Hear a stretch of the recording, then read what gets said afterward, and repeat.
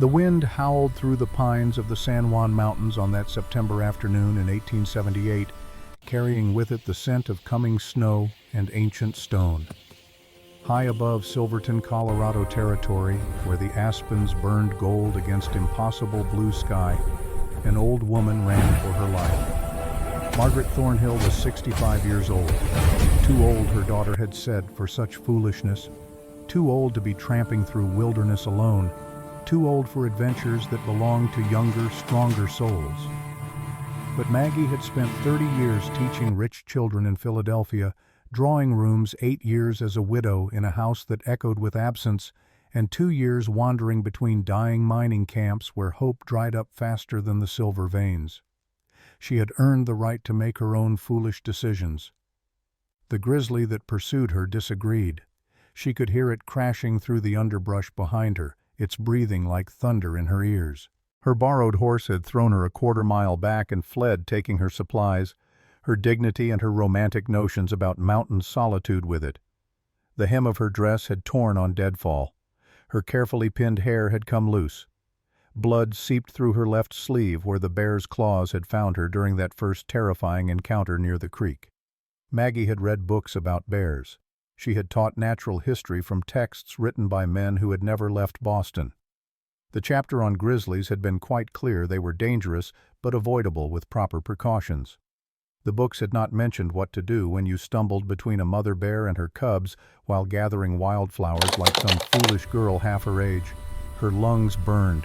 Her legs trembled. 65 felt very old indeed when death followed on 4 paws. Then she saw it.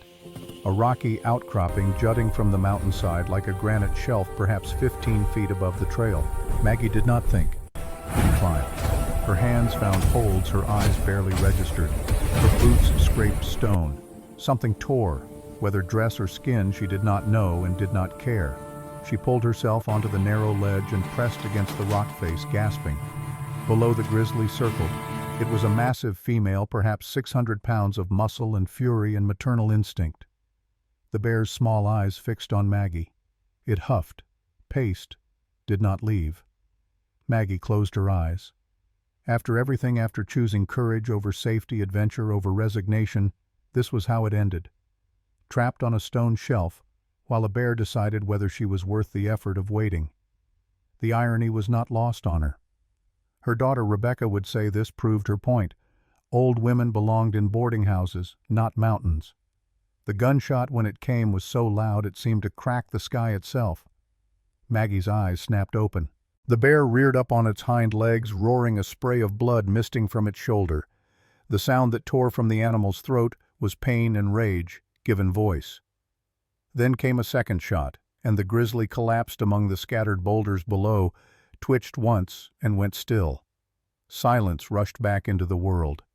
Maggie heard her own ragged breathing, heard the wind in the pines, heard impossibly the sound of boots on stone. She looked up. The man who appeared above her on the higher ridge was built like the mountain itself.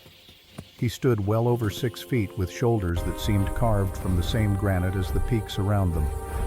His hair hung past his collar silver white as winter, and his beard was thick and wild, shot through with iron gray. He wore buckskins gone soft with age and weather, and he carried a Sharps rifle with the easy familiarity of a man who had been carrying such things since before Maggie was born. He was, she realized with a start, very old. 70 perhaps, maybe more. But there was nothing frail in the way he moved down the rocks toward her, nothing uncertain in those pale blue eyes that swept the area below, checking for threats she could not see. When he reached her ledge, he studied her with a gaze that took in everything, the torn dress, the blood on her arm, the way she held herself against the stone. He did not smile, did not introduce himself, simply asked in a voice like gravel rolling downhill, "Can you walk?" Maggie looked at her arm. 3 parallel gashes, shallow but bleeding steadily. Her legs shook from exertion and shock. "I believe so," she managed. Her voice sounded thin and eastern and utterly out of place in this wild country. The old man nodded once. He set his rifle against the rock and pulled a hunting knife from his belt. Maggie tensed, but he merely cut a strip from his own shirt cotton gone soft with washing. His hands were huge, scarred, and they trembled slightly as he wrapped her arm. The binding was quick and competent. He had done this before, many times before. "We walk now," he said. "Talk later." Maggie tried to stand. Her knees buckled. Humiliation burned hotter than pain. "I'm 65 years old, sir," she said, hating how the words sounded like an apology. "Far too old to be keeping pace with anyone through these mountains." The old man looked at her properly for the first time. Something that might have been humor flickered in those ice-blue eyes. "I'm 70, he said simply.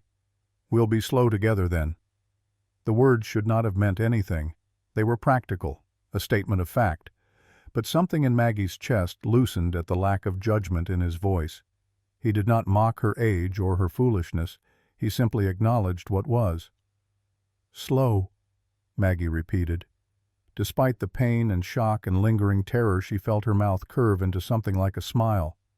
"Yes, I can manage slow." He offered his arm, not like a gentleman in a Philadelphia parlor, but like a fellow traveler on a difficult road. Maggie took it without shame. His forearm beneath the buckskin was solid as oak. They descended together. He set the pace, adjusting it without comment when her breathing grew labored. When loose stones threatened her footing, his hand was there, steady and sure. He did not speak. Maggie, who had spent decades filling silences with words, found she did not mind this one. The cabin emerged from the forest like something that had grown there. It sat in a small valley sheltered by pines built of hand-hewn logs that had weathered to silver gray. Smoke rose from a stone chimney. A small barn stood nearby, and Maggie could see the shapes of horses in a rough corral. "Sit," the old man said, gesturing to a chair on the porch. "I'll tend that proper." The interior of the cabin was spare but scrupulously clean.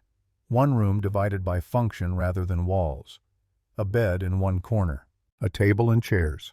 A stone fireplace that dominated the space. Shelves lined one wall holding supplies organized with military precision. And there, hanging beside the door, was a Ute blanket worked in geometric patterns, and above the mantel a photograph of a native woman with serious eyes and long black hair. The old man gathered medical supplies from a shelf. Real supplies, not improvised field dressings. Whiskey, clean cloth, a needle and thread. He worked in silence, unwrapping his makeshift bandage, examining the wounds with eyes that knew what they were seeing. "You live alone here?" Maggie asked, watching his face. He had the kind of weathering that came from decades of weather and sun and wind. Deep lines bracketed his mouth. His nose had been broken at least once. 15 years now," he said, cleaning the wounds with whiskey. Maggie gritted her teeth but did not cry out. His eyes flicked to her face, registered her control, and something like approval crossed his features. "That's a long time to be alone," Maggie observed. He threaded the needle with steady hands despite their faint tremor. "Depends on why you're alone." The words hung in the air between them. Maggie did not push. She had learned in her years of teaching that some stories came only when ready, and forcing them guaranteed silence. He stitched with the same competence he had shown wrapping her arm. 4 neat sutures placed with care. "This'll sting," he warned before applying more whiskey. It did. Maggie focused on breathing, on not showing weakness to this mountain of a man who had saved her life. "You're tougher than you look," he said, wrapping fresh bandage. "I taught rich children for 30 years, Maggie replied. The words came out dry, and she was pleased with how steady her voice sounded.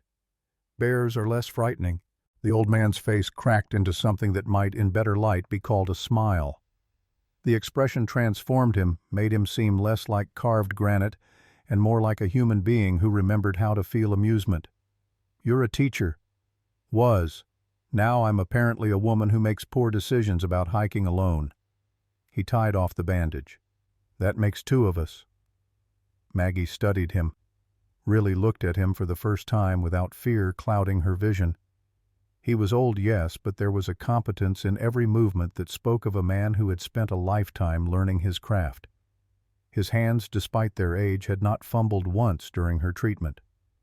"You're quite skilled at this," she said. "Had practice. Mountain doesn't care if you're careful.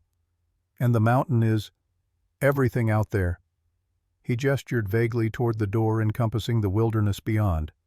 "Weather, animals, rocks that want to break your ankle." He paused, and that almost smile returned. "Stubborn old man who forgets he's not 30 anymore." Maggie laughed. Actually laughed despite pain and exhaustion and the fact that she had nearly died less than an hour ago. The sound surprised them both. The old man finished securing her bandage and sat back. For a long moment they simply looked at each other.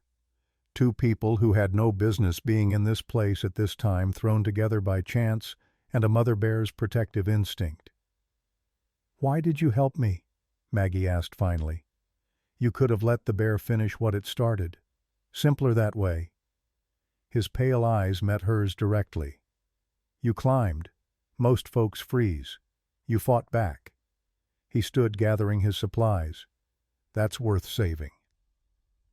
Evening came to the high country with the kind of beauty that hurt to witness. The old man, who had finally introduced himself as Elijah Mackenzie, people called him Bear, made dinner from supplies that spoke of careful preparation. Venison stew, cornbread baked in a Dutch oven, coffee, real coffee, stronger than anything Maggie had tasted since leaving Philadelphia. They ate in companionable silence. Maggie found herself studying the cabin's details. The Ute blanket, the photograph, the way everything had its place, as if ritual and routine were the only things holding chaos at bay. "My husband died 8 years ago," she said, suddenly surprising herself. "Henry. He was a doctor." She set down her spoon. "I came west to teach in the mining camps, to not be the widow Thornhill anymore, to be someone who mattered." Elijah looked at the photograph above the mantel. "My wife died 15 years ago. White Cloud, Ute woman." His voice carried the weight of old grief, the kind that never quite healed, but learned to coexist with the living. "I came up here to think. Never left."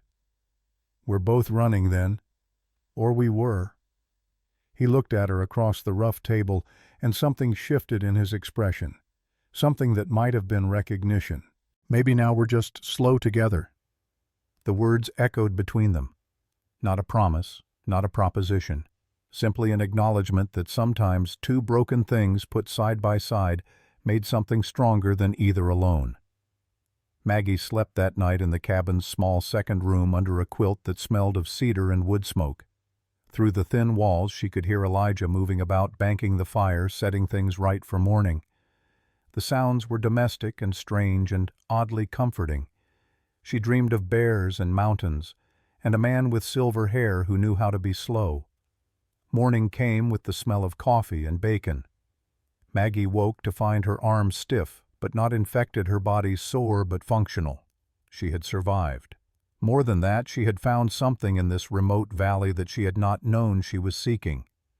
When she emerged from the bedroom, Elijah was already dressed, moving through his morning routine with the precision of long habit. He poured her coffee without asking, strong and black, and set bread and preserves on the table. "Thank you," Maggie said. The words felt inadequate for everything she meant by them. Elijah nodded. They ate in silence, but it was not uncomfortable. Outside, the sun climbed over the peaks, painting the world in shades of gold and shadow. Then came the knock at the door. Elijah's entire body tensed. His hand moved to the rifle that leaned against the wall near the door. "Stay back," he said quietly. Not a request. A command born of instinct. He opened the door with the rifle held low but ready. The man who stood on the porch wore a suit that had no business being in the wilderness. Dark wool, well-tailored, expensive. His boots were polished. His hat was new. He was perhaps 45, with a carefully groomed mustache and the kind of smile that never quite reached his eyes. "Mr. Mackenzie," the man said, his voice smooth as creek water over stone. "Or should I say Bear?" Elijah's expression went flat and cold. "State your business." "My name is Luther Kane. I represent the Denver and Rio Grande Railroad." He pulled a folded document from his coat pocket. "We're surveying a route through Thunder Basin. I'm here to discuss your situation." "I have no situation." Luther's smile widened. It was not a pleasant expression. "I'm afraid you do. You see, this land is unregistered, and according to territorial law, unregistered land is open to claim. We're filing that claim. Today." Maggie moved to stand beside Elijah, ignoring his warning glance. Something in Luther Kane's manner set her teeth on edge. She had known men like this in Philadelphia, men who used words as weapons and law as a cudgel. "This is free land," Elijah said. His voice had gone very quiet. Maggie was learning that his quietness was more dangerous than another man's shout. "I've been here 15 years. "Ah, but have you—" Luther consulted his papers with theatrical concern. "The Homestead Act requires proof of improvement and proper documentation of residency. Do you have such documentation, Mr. Mackenzie?" The silence that followed was answer enough. Luther's expression shifted into something that might have been sympathy if it had contained any warmth. "I thought not. You're a squatter, sir. A fact that will become legally relevant in approximately 30 days. "And if I don't leave?" Elijah asked. "Then we'll remove you. Legally, of course." Luther tucked the papers back into his coat. "The railroad brings progress to this territory, Mr. Mackenzie. One old man cannot stop progress." Maggie felt something hot and fierce rise in her chest. It was not fear. It was not even anger exactly. It was the same feeling she had experienced when watching bullies torment smaller children in her classroom. The absolute certainty that injustice, when witnessed, demanded response. "That's theft," she said. Her voice carried the authority of 3 decades teaching. Luther's eyes fixed on her for the first time, calculating and cold. "And you are—" "Margaret Thornhill." "Miss Thornhill. How charming." Luther's gaze swept over her, taking in her proper Philadelphia, bearing her bandaged arm, her incongruous presence in a mountain man's cabin. She could see him filing away details, looking for leverage. "A visitor, I presume?" "A friend," Maggie said firmly. Luther smiled. "Of course. Well, Miss Thornhill, perhaps you can convince your friend here to be reasonable. 30 days. That's all the grace the law allows." He touched his hat brim in mock courtesy. "Good day." He left. The sound of his horse fading down the trail was like a threat slowly receding. Elijah stood motionless in the doorway for a long moment. Then he closed the door very carefully and set his rifle back in its place. "That was theft," Maggie repeated. "That was the law." Elijah's voice was heavy with defeat. "Or what passes for it out here. There must be something we can do." He looked at her, really looked at her. "We—" Maggie straightened despite her sore arm and exhausted body. "Yes, we. You saved my life yesterday, Mr. Mackenzie. The least I can do is help you save your home. You don't owe me anything." "Perhaps not." She moved closer, meeting his eyes directly. "But you said I climbed when others would freeze. You said that was worth saving." She gestured to the cabin around them, to the life he had built in this remote valley. "This is worth fighting for." Elijah studied her face. She could see him weighing her words, measuring her determination against the reality of what fighting would mean. Finally, something in his expression shifted. Not hope exactly, but not defeat either. "You really want to fight a railroad company at our age?" "I really want to fight theft," Maggie corrected. "The railroad is incidental. And as for our age—" She allowed herself a small smile. "We'll be slow together, remember?" The echo of his own words seemed to surprise him. Then, for the second time since she had met him, Elijah Mackenzie smiled. It transformed his weathered face, made him look less like a mountain and more like a man who had forgotten how to hope and was just now remembering. "Slow together," he repeated. "All right, Miss Thornhill. Let's see what 2 determined old fools can do against progress." Outside, the sun climbed higher. Somewhere down the mountain, Luther Kane rode back toward Silverton, confident in his legal maneuvering and the power of money and influence. He did not know yet what Philadelphia school teachers were made of. He did not know what men like Bear McKenzie could do when they found something worth protecting. He would learn. The mountain had taught Elijah patience. It had taught him that slow did not mean weak, that age did not mean surrender. And now, standing in his cabin with a woman he had known for less than a day, he felt something he had not felt in 15 years. Purpose. Maggie Thornhill gathered her courage and her intelligence and her stubborn refusal to accept injustice. She looked at this old mountain man and saw not a hermit to be pitied, but a partner to stand beside. They were 65 and 70, too old, the world would say, for the fight ahead. The world, they decided together, was wrong.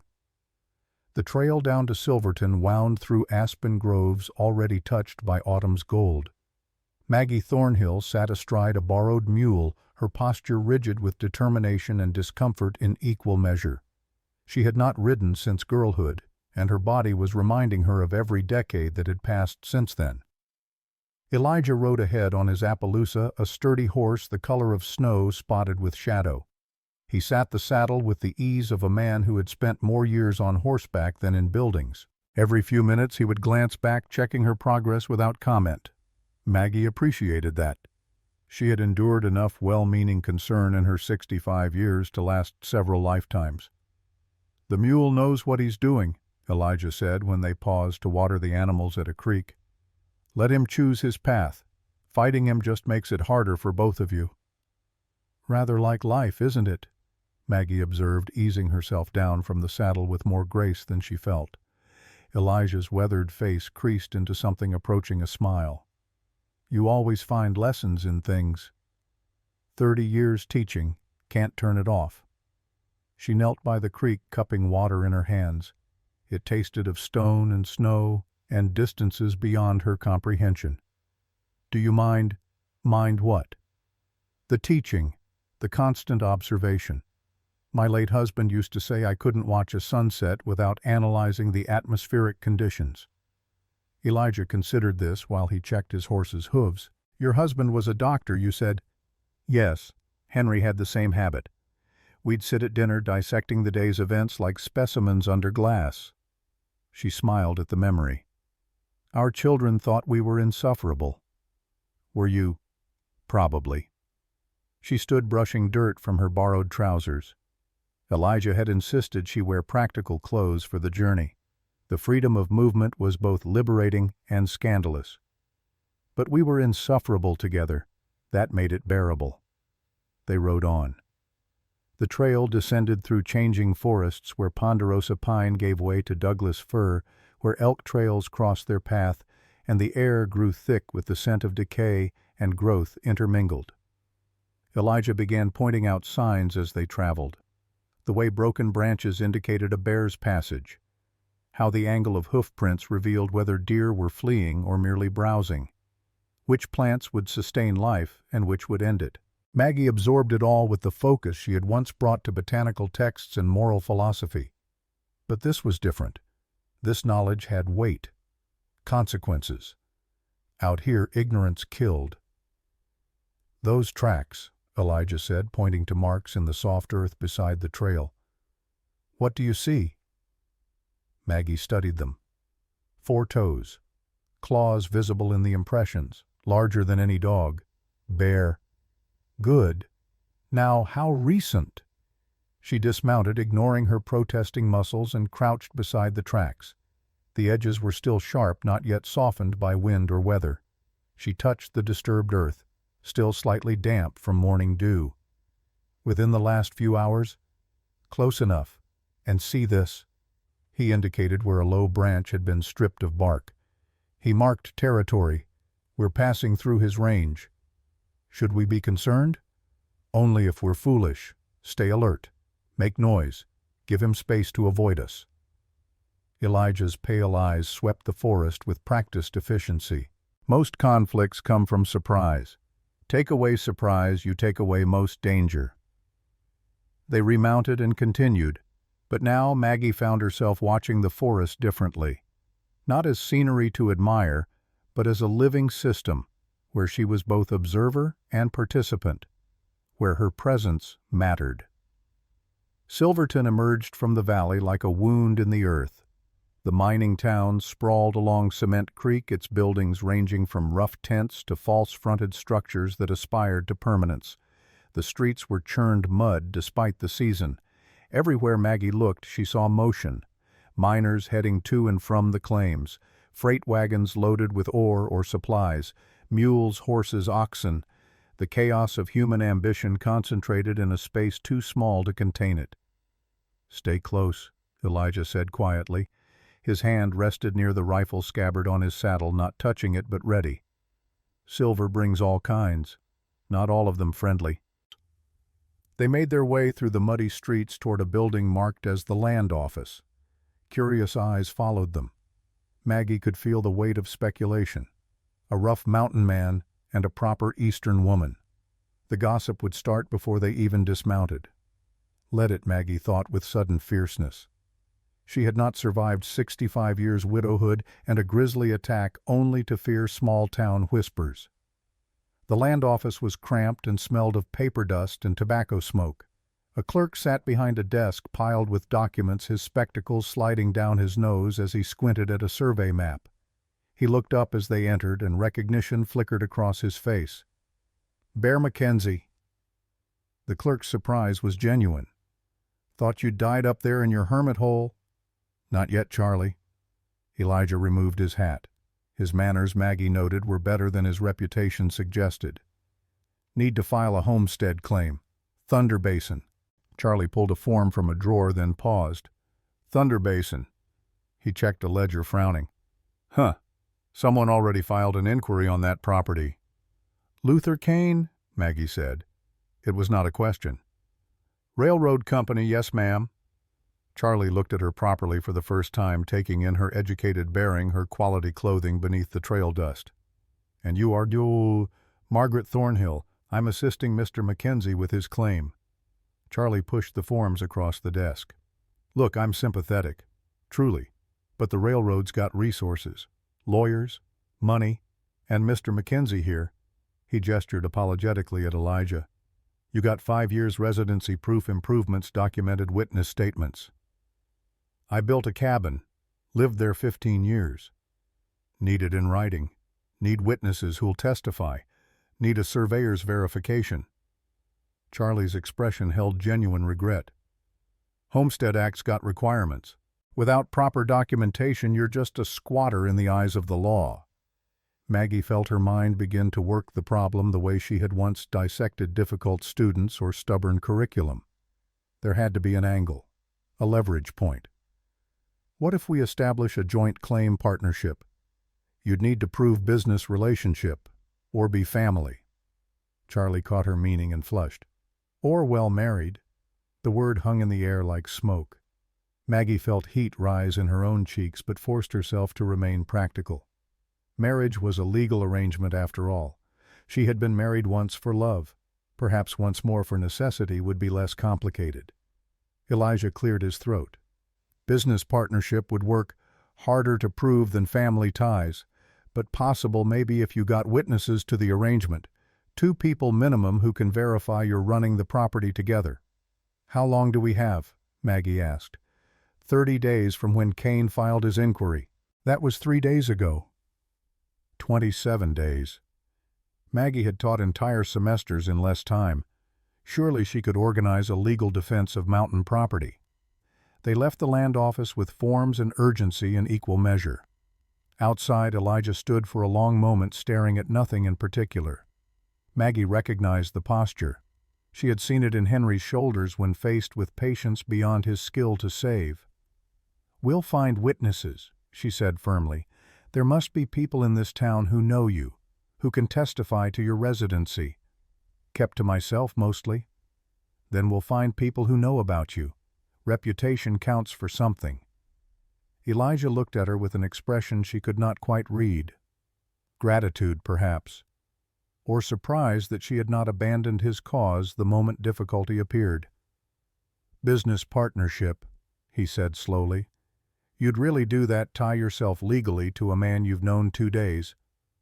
I've made worse decisions on longer acquaintance. Maggie adjusted her hat, a gesture that helped her gather her thoughts. Besides, I find I have nothing better to do at the moment. My teaching position ended. My children want me in a boarding house playing whist until I die. This at least is interesting. Interesting. Elijah's mouth twitched. That's one word for it. They found Dr. Samuel Hartley's office on Green Street above a mercantile that sold everything from mining equipment to ladies' gloves. The doctor himself answered their knock. He was perhaps 68, with intelligent eyes behind wire-rimmed spectacles and ink stains on his fingers. Bear Mackenzie. Doc Hartley's surprise mirrored the land clerk's. The mountain hasn't killed you yet. Still trying. Elijah gestured to Maggie. Need you to check her arm. Bear attacked 2 days back. The doctor ushered them into an office that smelled of carbolic acid and leather-bound books. Medical texts lined one wall. Anatomical drawings hung beside diplomas from universities Maggie recognized. This was an educated man exiled to the frontier like herself. Doc Hartley unwrapped Maggie's bandage with careful fingers. His eyebrows rose as he examined the stitching. This is excellent work. Who treated you? He did, Maggie said, nodding at Elijah. Learned that from the Ute. My wife taught me. The doctor met Elijah's eyes with new respect. She taught you well. This will heal clean. He applied fresh ointment and rewrapped the wound with practiced efficiency. Keep it dry. Check daily for infection. You'll scar, but you'll keep the arm. Small price for keeping my life, Maggie observed. Doc Hartley smiled. Practical woman. I like that. He washed his hands in a basin, studying them both with open curiosity. So, how did a Philadelphia lady, and don't bother denying it, your accent gives you away, end up in Bear Mackenzie's cabin with a grisly mauling? Maggie found herself liking the doctor. His directness reminded her of Henry. Poor judgment and good fortune. The bear was the former. Mr. Mackenzie was the latter. And now we're fighting a railroad company for his land. The doctor's expression shifted from curious to concerned. Luther Kane's outfit. You know him? Elijah asked. Know of him. He's been pressuring landowners up and down this valley. Uses legal tricks, forged documents, intimidation. Doc Hartley dried his hands, his movements deliberate. You're not the first he's targeted, but you might be the first to fight back. Will you help us? Maggie asked. We need witnesses for a homestead claim, people who can verify Mr. Mackenzie's residency. The doctor considered this, his gaze moving between them. Maggie could see him weighing risks against principles, safety against conscience. Finally he nodded. I'll witness. But you'll need more than one old doctor. You'll need someone the territorial court will listen to. Like who? Like Red Sky Walker, Ute elder. He's been in these mountains longer than any white man alive. If he'll speak for you, it'll carry weight. Elijah's expression went carefully neutral. Red Sky and I. It's been a long time. Then it's past time you mended that fence. Doc Hartley walked them to the door. The Ute camp is on the north edge of town. Tell him I sent you. And Bear. He put a hand on Elijah's shoulder. Don't wait another 15 years to come down from that mountain. We've missed you. The Ute camp sat apart from Silverton proper, as if the town and the original inhabitants occupied separate worlds that happened to share geography. 3 teepees stood among the cottonwoods where Cement Creek widened into a small meadow. Children played near the water. Women worked at stretching hides. Men sat in council, their conversation low and serious. As Elijah and Maggie approached, the camp went quiet. Eyes tracked them. Not hostile exactly, but not welcoming either. An old man sat outside the largest teepee, his weathered hands working a strip of leather with practiced motions. His hair hung white and straight past his shoulders. His face held the kind of age that made guessing years impossible. He could have been 70 or 100. The mountain had marked him the way wind shapes stone. He did not look up as they approached. 15 winters, Bear. I counted each one. Elijah dismounted slowly. "I know, Red Sky. I'm sorry." Sorry is just a word white men use when they want something. But there was no real anger in the old man's voice. He finally looked up and his dark eyes found Maggie. "You bring a woman." White Cloud would have laughed. Maggie felt she should say something, but the dynamic between these two men held the weight of history she could not comprehend. She settled for a respectful nod. Red Sky studied her with uncomfortable intensity. "You are the one who climbed from the bear?" It was not a question. Maggie wondered how he knew, then decided it did not matter. "Yes." "Good." He returned to his leather work. "Sit, both of you." They sat. The afternoon sun painted the camp in shades of amber. Somewhere a woman sang in a language Maggie did not know. The sound was beautiful and sad in equal measure. "The railroad man," Red Sky said finally. "Luther Kane. He is snake that swallows eggs and leaves nest empty." "You know about the land claim?" Elijah asked. "I know he has done this before. 3 times. 3 families driven from their homes. 3 parcels sold to railroad for much gold." Red Sky's hands stilled on the leather. Law is what white men write when they want to take what is not theirs. This is old story. Oldest story. "Will you help us?" Maggie heard herself ask. "Will you witness that Elijah has lived on that land, that it's his by right of use and improvement?" Red Sky looked at her again longer this time. "Why do you care, Philadelphia woman? This is not your fight." "It is now." Maggie met his gaze steadily. "Wrong witnessed becomes responsibility. I cannot claim to value justice and then walk away when injustice appears before me." Something shifted in the old man's expression, not quite approval but acknowledgement. He turned to Elijah. "You have been alone long time. 15 winters is many, but alone makes men forget they are part of people, part of world." "I know." "Do you—" Red Sky stood with surprising grace. White Cloud understood. She knew sorrow, but she did not hide from life. "You hid, called it grief. But grief shared is different than grief hoarded." The words hit harder than any accusation. Elijah's shoulders tightened, but he did not argue. Red Sky reached into his tippy and emerged with a small medicine bag. He pressed it into Maggie's hands. "For the arm, infection will not come. And for you, bear." He fixed Elijah with a look that held both sternness and affection. "I will witness your claim, not because law matters. Law is smoke, but because you finally stopped hiding, because you found someone worth walking beside." He touched Maggie's shoulder briefly. "Walk slow, but walk together. That is how mountains are climbed." They rode back to Thunder Basin in the fading light, both silent with their own thoughts. Maggie found herself turning Red Sky's words over in her mind. Walk slow. Walk together. It seemed too simple to be wisdom, and yet simple truths often were the deepest. "He's remarkable," she said finally. "He's honest." Elijah guided his horse around a fallen log. "Sometimes that looks the same as wisdom. Were you really hiding all those years?" Elijah did not answer immediately. The mountain shadows lengthened around them. An owl called from somewhere in the darkening forest. "After White Cloud died in '63, people looked at me different.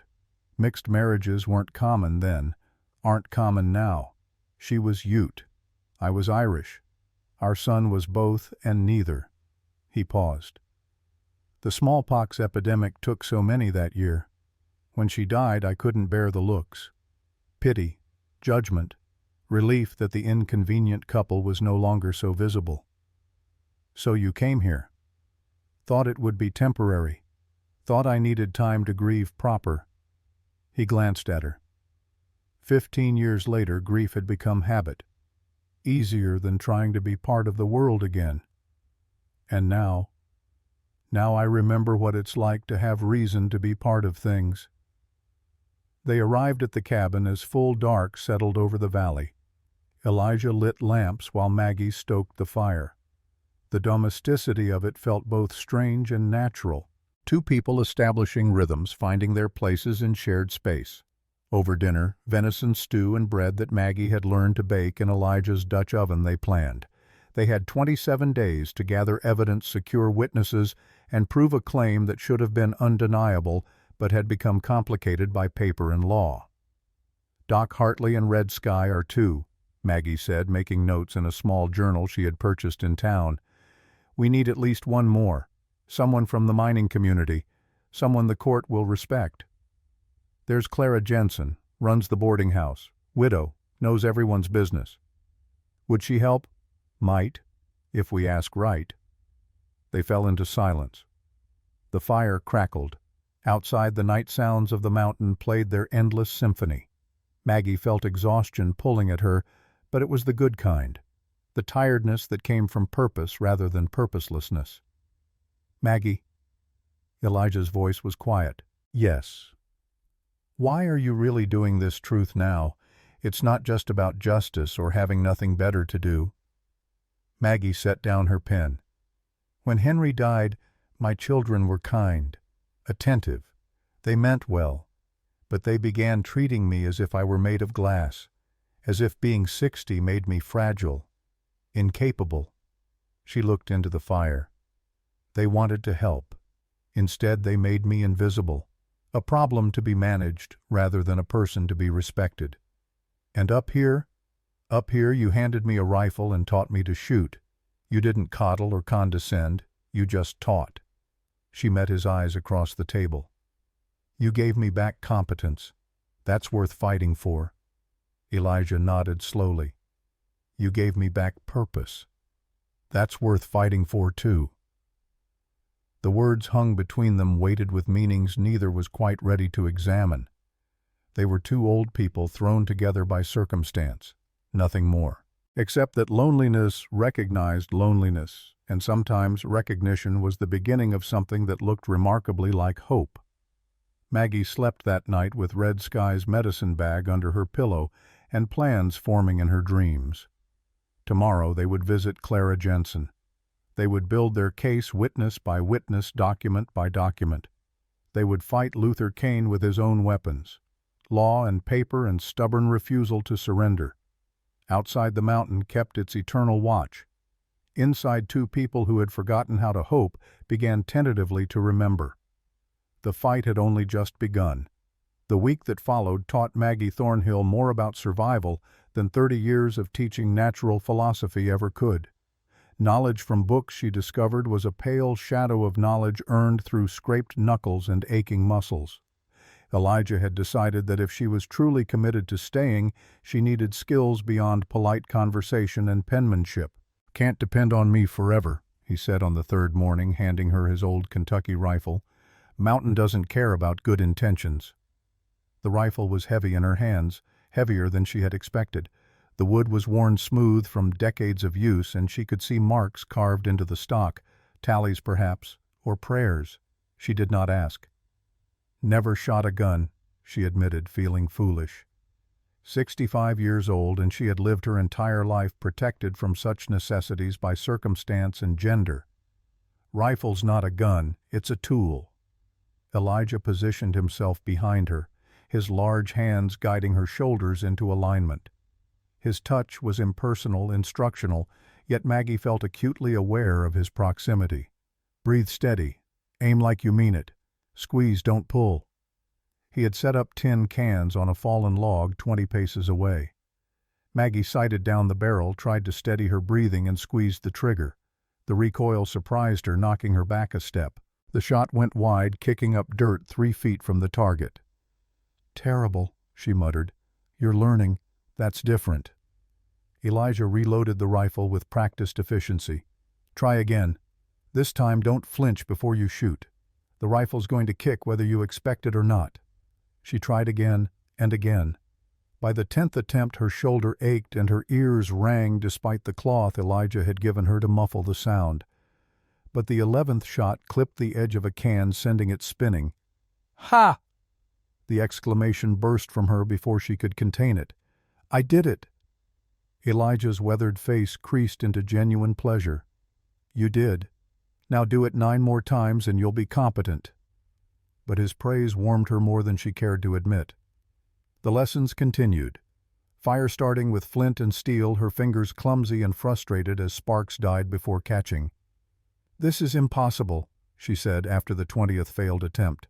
"Do it wrong 49 times, Elijah said, not even looking up from the knife he was sharpening. 50th time works.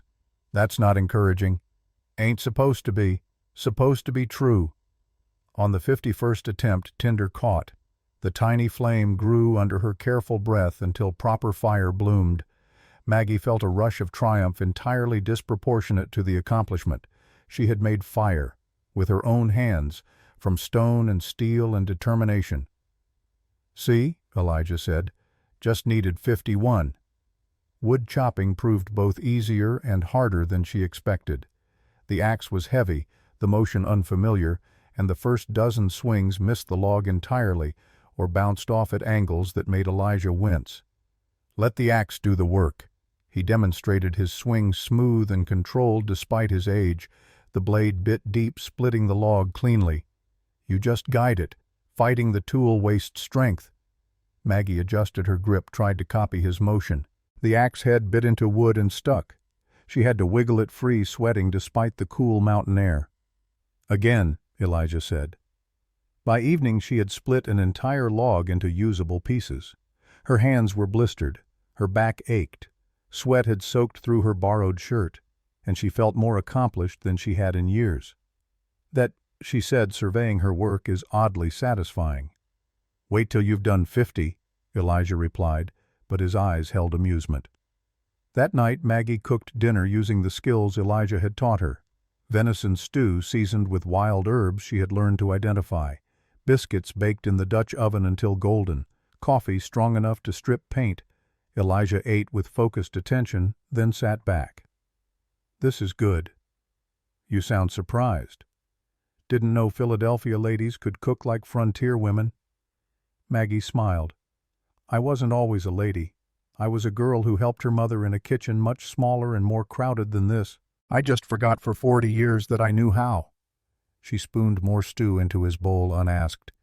"Easy to forget what you are when everyone insists on telling you who you should be." They ate in companionable silence, but Maggie felt something shifting between them. Not romance, they were too old and too practical for such complications, but partnership, recognition, the sense that two incomplete people might form something whole. The knock came on the 8th day, shattering the fragile peace they had constructed. Elijah's hand moved to his rifle before the sound faded. "Stay inside," he said quietly. But Maggie followed him to the door anyway. She had not come this far to hide. Luther Kane stood on the porch again, but this time he had brought reinforcement. A younger man, perhaps 32, with a gun belt worn low and eyes that held casual cruelty. His hand rested on his pistol with the ease of long practice. "Mr. Mackenzie." Luther's smile was oil on water. "I hope to find you reasonable after a week to consider matters." "Nothing's changed," Elijah said. His voice was flat, dangerous in its quietness. "Oh, but it has." Luther pulled papers from his coat. "You see, I've done more research. This land was owned previously by one Samuel Brenner, died in 1872. His estate, sadly unresolved, has now been purchased. By me. Which means legally you're trespassing on my property." "That's fraud." Maggie stepped forward despite Elijah's warning look. "Samuel Brenner couldn't have owned land that wasn't surveyed until after his supposed death." Luther's eyes narrowed as he reassessed her. Not a simple companion then, an adversary. "Miss Thornhill. Still here, I see. Tell me, does your family know you're cohabiting with a mountain savage?" The words were calculated to wound, to shame. They failed. Maggie had endured far more sophisticated insults in Philadelphia drawing rooms. "My family knows I'm assisting a friend with legal matters." Her voice carried the steel she had used on unruly students. "They also know I'm quite capable of recognizing theft when I see it." The younger man stepped forward. Lady, you should watch your mouth, and you should learn manners. Maggie did not retreat, though I suspect that ship sailed long ago. Elijah moved between them with deceptive casualness. His rifle was not pointed at anyone, but the threat was implicit in his stance. Jake Miller, he said to the younger man, still hiring out his muscle for men with more money than morals. Jake's hand tightened on his gun, but he did not draw. Something in Elijah's stillness suggested that would be a fatal mistake. Luther smoothed over the tension with practiced ease. Gentlemen, lady, let's remain civilized. Mr. Mackenzie, I'm offering you $500 for this property. Cash. More than it's worth, honestly. You could buy land closer to civilization. Live comfortably. This land isn't for sale. Then you'll lose it anyway. I have 14 days of legal grace remaining. After that, the territorial marshal will enforce my claim. Luther tucked his papers away. Think carefully, old man. Winter's coming. You really want to fight this fight at your age? My age is my business, Elijah said. Like my land. Luther shrugged. Your funeral. Come along, Jake. They left, but the threat hung in the air like smoke after gunfire. Maggie found herself shaking not from fear, but from anger. He's going to keep escalating, isn't he? Yes. Elijah checked his rifle, then set it carefully by the door. Men like Luther don't give up when opposed. They get meaner. Then we need to move faster. Maggie paced the cabin, her mind already working the problem. We have witnesses. We have evidence of fraud. What we need is someone who can force the territorial court to actually listen. You mean the marshal? I mean exactly that. U.S. Marshal Tom Bridger arrived at Thunder Basin 3 days later, responding to Elijah's carefully worded request for investigation of land fraud. He was perhaps 55, with the kind of weathering that spoke of decades enforcing law in places where law was more suggestion than rule. His eyes were tired but honest, and he wore his authority with weary competence. "Mr. Mackenzie," he said, dismounting, "heard you were dead." "Not yet." "Miss Thornhill." Bridger removed his hat. "The lady who's been asking uncomfortable questions in Silverton's land office." "Guilty," Maggie said. "Would you like coffee, Marshal? We have matters to discuss." Over coffee and the last of Maggie's biscuits they laid out their case. The impossible dates on Luther's deed. The lack of any record of Samuel Brenner before Luther produced him. The pattern of similar claims against other properties in the region. Bridger listened with the patience of a man who had heard many stories and learned to separate truth from wishful thinking. When they finished, he pulled out his own notes. "I've been watching Luther Kane for 2 years, he admitted. "He's careful, uses legal technicalities, keeps his hands clean of direct violence, makes my job harder." "But you believe us?" Maggie asked. "Believing and proving are different things." Bridger studied them both. "You're right about the dates. The deed's probably forged. But proving forgery requires finding the forger, finding witnesses to the forgery. Luther's got money for lawyers. What do you have?" "We have truth," Maggie said. "Truth's a good start." Bridger stood. "But you'll need more. Documents. Multiple witnesses. Proof that Luther knew the deed was false when he filed it." He settled his hat. "I'll help. Quietly. But officially my hands are tied until you build a case I can take to court." "How long do we have?" Elijah asked. "Luther can move to evict in 11 days. Maybe I can delay that. Maybe not." Bridger mounted his horse. "One more thing. Luther's escalating. The barn fire last week at the Peterson place, I can't prove it, but I know it was his doing. Watch yourselves." He rode out, leaving them with both hope and dread. That night, as Maggie sat by the fire reviewing documents and taking notes, Elijah carved wood by lamplight. His knife moved with hypnotic precision, revealing the shape hidden in the raw timber. She watched him work the way decades of practice made difficult things look effortless. "What are you making?" she asked. "Spoon. Old one cracked." "You could buy one in town." "Could. But buying means depending on town. Depending on town means being vulnerable to town. He turned the half-formed spoon, examining it from different angles. Up here, make what you need. Then nobody can take it away by closing a store or raising prices. That's a lonely way to live.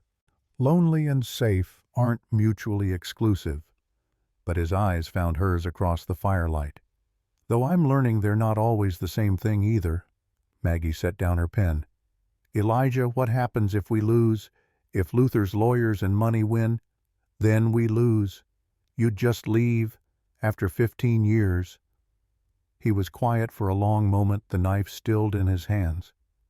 I've lost before. Lost White Cloud.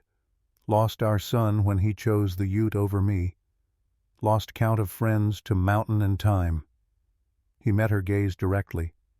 Learned that fighting the inevitable just makes the losing hurt worse. This isn't inevitable. Maggie heard the passion in her own voice. This is theft. Injustice. Something we can fight. At our age, against money and power. Especially at our age, what do we have to lose that we haven't already lost? She stood, moved closer. You saved me from that bear. Not because it was easy or safe, but because it was right. This is the same. Right doesn't stop being right just because it's difficult. Elijah studied her face in the lamplight. Whatever he saw there made something in his expression soften. You're a resolute woman, Maggie Thornhill. And you're an unyielding man. Perhaps that's why we make such effective partners. The word hung between them. Partners. Not friends. Not anything else. But partners. Two people bound by shared cause and growing trust. Tomorrow we go back to town, Maggie said, returning to her planning. We visit Clara Jensen. We gather more witnesses. We build a case so strong Luther's lawyers choke on it. And if he burns this cabin like he burned Peterson's barn, then we rebuild. Maggie met his eyes. Together. Because that's what partners do. Outside, the wind picked up, carrying the scent of distant snow. Winter was coming to the high country as it always did. But inside the cabin, two old people planned their resistance against forces that seemed overwhelming. They were slow. They were aging. They were by any reasonable measure outmatched. They were also not surrendering. Elijah returned to his carving. Maggie returned to her notes. The fire crackled between them, and in its light something that looked remarkably like hope began to take shape as surely as the spoon emerging from rough wood. The mountain watched. The mountain always watched. But now it watched two people who had learned that age was not surrender, and that the slowest walk could still reach the destination if the walkers refused to stop. 24 days remained until Luther could move to evict. 24 days to build a case, gather witnesses, and fight a battle where the weapons were words and will rather than guns and violence. Maggie Thornhill, former schoolteacher from Philadelphia, found herself oddly eager for the fight. She had spent decades teaching children about justice and morality. Now finally, she would get to practice what she had preached. And beside her, a 70-year-old mountain man who had forgotten he was more than his grief began to remember that some things were worth standing for. Together, they would walk slow, but they would walk forward. The fight was far from over. In many ways, it had only just begun. Clara Jensen's boarding house stood on Blair Street, a two-story structure that had weathered 15 Colorado winters without surrendering to the elements. Like its owner, it was solid, practical, and unpretentious. Clara herself answered the door, wiping flour-dusted hands on her apron. She was perhaps 52, with iron-gray hair pulled into a severe bun and eyes that missed nothing. "Bear Mackenzie," she said, surprise evident in her voice. "Thought you'd grown roots up in that mountain." "Needed to come down," Elijah replied, hat in hands. The gesture of respect was not lost on Clara. Her gaze shifted to Maggie, assessing in the way women assess other women. Taking in the quality of her clothing beneath the trail dust, the educated bearing the bandaged arm that spoke of recent violence. "And you'd be the Philadelphia teacher everyone's gossiping about." "Margaret Thornhill."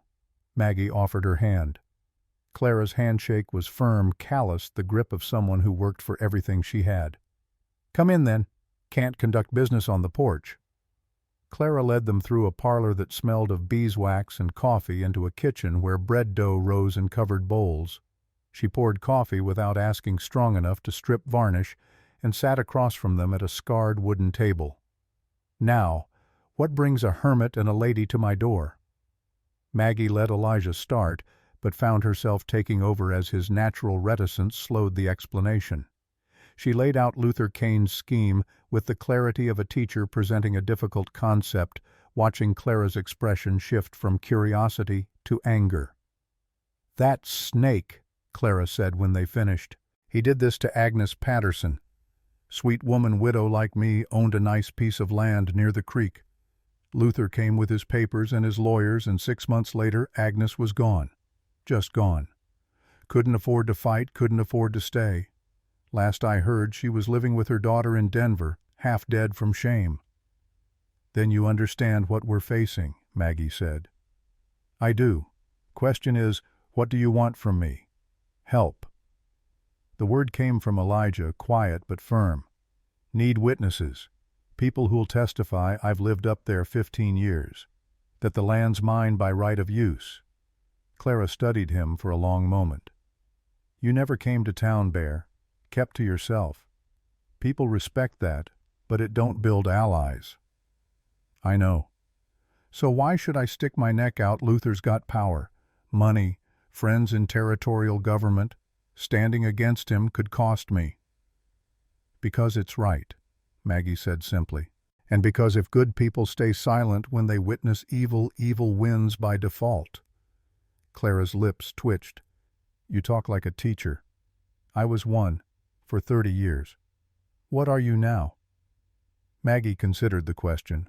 What was she now? Not a widow that label felt wrong. Not retired that suggested finality she rejected. "I'm someone who refuses to watch injustice and do nothing."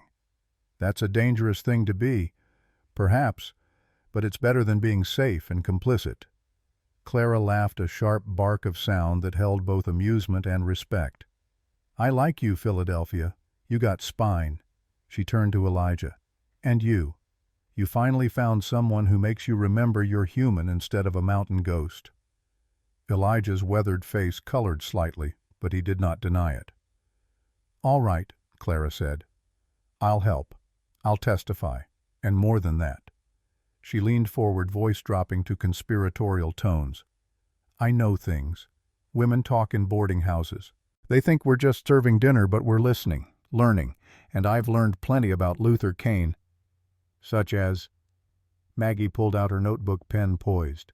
"Such as, he's done this 6 times in the last 3 years. Always the same pattern. Claims to have bought property from dead owners nobody can verify.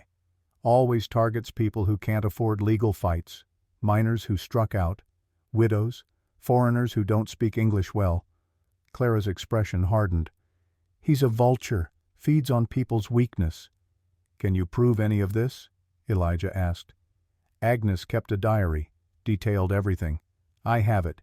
She gave it to me before she left, made me promise I'd use it if anyone else got targeted." Clara stood, moved to a locked drawer, and produced a leather-bound journal. "Everything's in here. Dates, conversations, the name of the lawyer who helped Luther forge documents." Maggie took the diary with reverent care. "Evidence. Real documented evidence. This could change everything." "Could, or could get us all hurt." Clara's voice was steady but serious. "Luther don't play nice when cornered. You need to understand what you're starting." "We understand," Maggie said. "We're starting anyway." Over the next hour, Clara proved her value beyond the diary. She knew names. People Luther had wronged or threatened. Miners who had witnessed his men making threats. Store owners who had seen suspicious transactions. She had lived in Silverton for 12 years and had cultivated the kind of network that came from paying attention and treating people with dignity.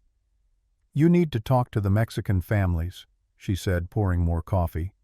"Luther tried to run them off their mining claims last year, said they didn't have proper papers, which was nonsense. Father Miguel helped them fight back, got them legal representation. Luther backed down, but he's still looking for revenge." Father Miguel. Maggie noted the name. The Catholic priest? Same. He's got influence with the Mexican and Irish communities. Good man, honest.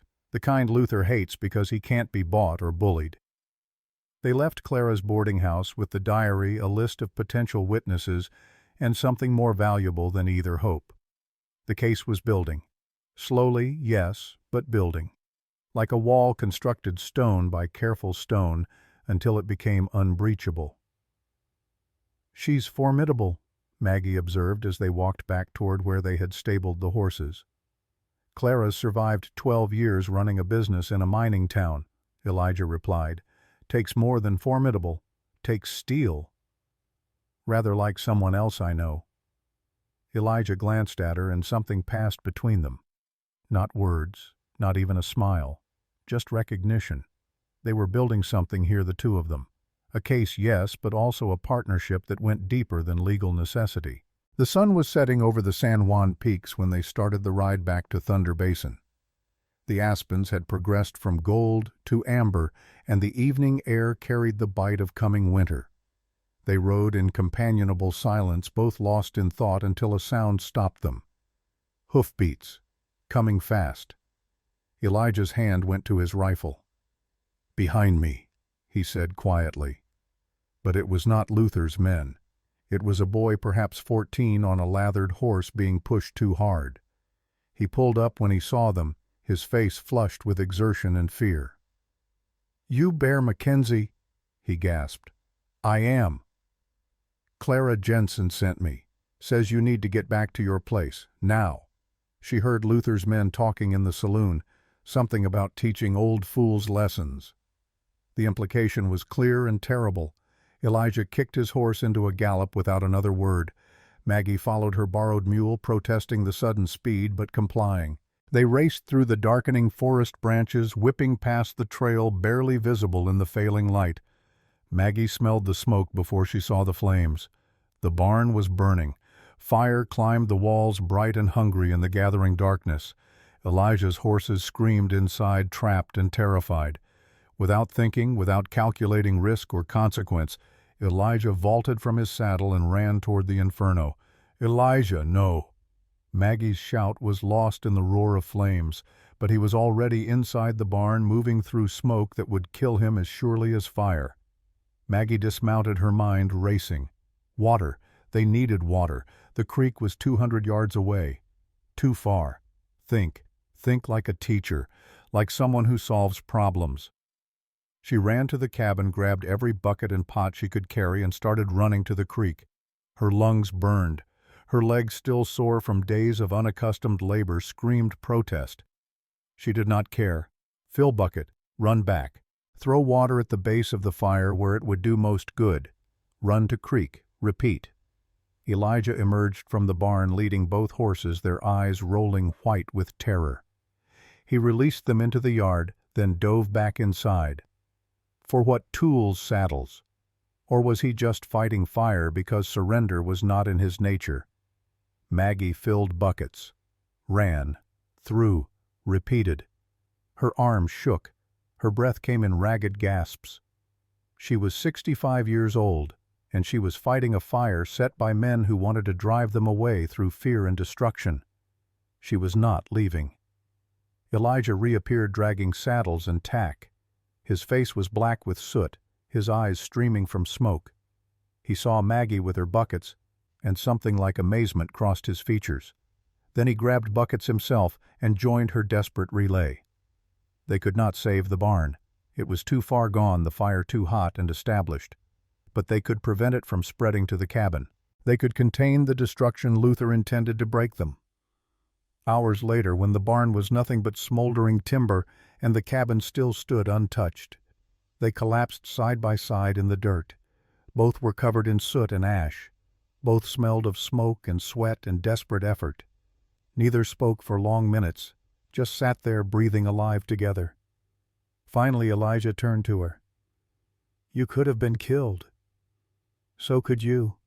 Maggie's voice was hoarse from smoke inhalation. "This is my fight." "No." She met his eyes directly. "This is our fight. You need to understand that, Elijah Mackenzie.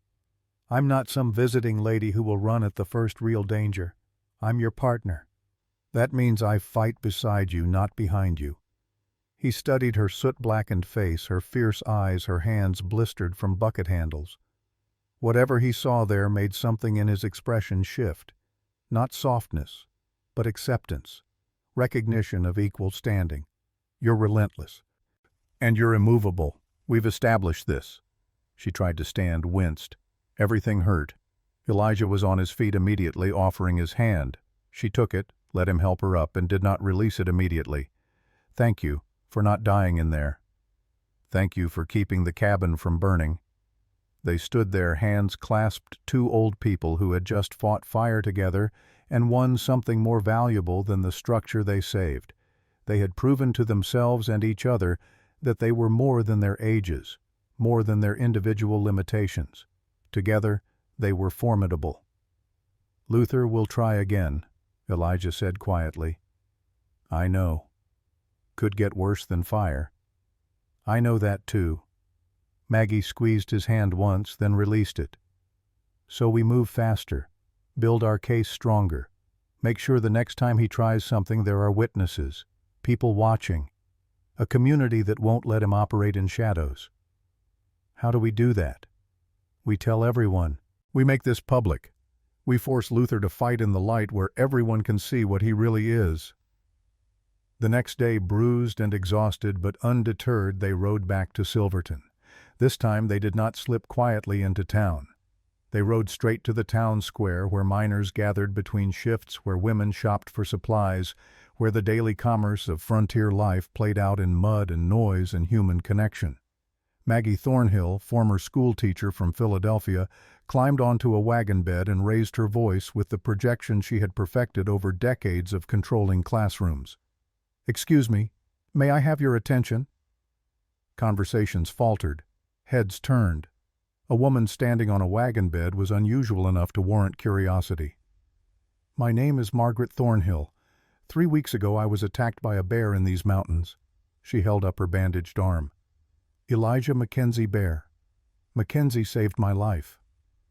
Murmurs rippled through the gathering crowd. People knew Bear by reputation, if not by acquaintance. The hermit of Thunder Basin, the mountain man who had lost his Ute wife and disappeared into grief. Now, Maggie continued, her voice carrying across the square. "Luther Kane is attempting to steal Mr. Mackenzie's home, using forged documents, claiming land that was never legally owned by anyone but the man who built his cabin with his own hands and lived there for 15 years. The crowd grew larger. Miners coming from the saloon, women from the mercantile. Even the territorial deputy looking uncomfortable but listening. "Last night," Maggie's voice hardened, "Luther's men burned Mr. Mackenzie's barn, attempted arson, attempted murder if we had been less fortunate." She pulled out Agnes Patterson's diary. "And this is not the first time. Luther Kane has used these tactics before, against Agnes Patterson, against the Mexican miners near Cement Creek, against anyone he thinks is too weak to fight back." Luther Kane himself pushed through the crowd, his face a mask of controlled fury. Behind him, Jake Miller's hand rested on his gun. "Miss Thornhill, these are serious accusations. Slander, in fact." "Truth cannot be slander, Mr. Kane." Maggie met his gaze without flinching. "And I have proof." She held up the diary. "Agnes Patterson documented everything. Your forged deed for the Brenner property claims he purchased land in May of 1872. But territorial survey records show Thunder Basin was not mapped until August of that year. You cannot buy what does not legally exist." The crowd murmured louder now. People who understood maps and surveys and the careful precision required for legal land claims. People who knew you could not purchase what had not been defined. "A clerical error," Luther said smoothly. "Easily explained." 3 months is not a clerical error, it's fraud." Maggie's voice rang with the authority of absolute certainty. "And if it can happen to Elijah Mackenzie, it can happen to any of you. Your claims, your homes, your life's work. all vulnerable to a man with money and lawyers and no conscience. Clara Jensen stepped forward from the crowd. He's right, Luther tried the same thing with me 2 years ago. Said my boarding house was built on land with disputed title. Cost me $300 in legal fees to prove him wrong. A miner shouted, he tried to run us off our claim, said we didn't have proper permits. Another voice, my brother lost his homestead to Luther's schemes, had to leave Colorado. The crowd was shifting. Not yet a mob, but moving in that direction. Luther could feel it, could see the tide turning against him. His smooth facade cracked. You're making a mistake, old woman, he said, low and vicious. You don't know what you're starting. I know exactly what I'm starting, Maggie replied. I'm starting the end of your ability to operate without consequence. Marshal Bridger pushed through the crowd. His presence brought a kind of order, a reminder that law still existed even on the frontier. That's enough, he said, his voice carrying authority. Luther, I'll be investigating these claims, formally. That means you'll answer questions under oath. I've done nothing wrong. Then you've got nothing to fear from questions. Bridger turned to the crowd. Anyone with information about Luther Kane's business practices, come see me at the marshal's office. We'll sort truth from accusation proper-like. The crowd began to disperse, but slowly, reluctantly. People approached Maggie, offering support, sharing their own stories of Luther's predation. Clara organized them, took names, promised to help coordinate testimony. A community that had been fractured by fear and isolation was finding common cause. Elijah stood beside the wagon, his hand ready on his rifle, watching Luther and Jake Miller with the alertness of a man who understood how dangerous cornered animals became. Luther met his eyes across the crowd, and the hatred there was pure and undisguised. This isn't over, Luther said quietly. No, Elijah agreed. It's not. But it's not going the way you planned either. Luther and Jake left, but the threat remained tangible, hanging in the air like smoke. Father Miguel approached as the square emptied.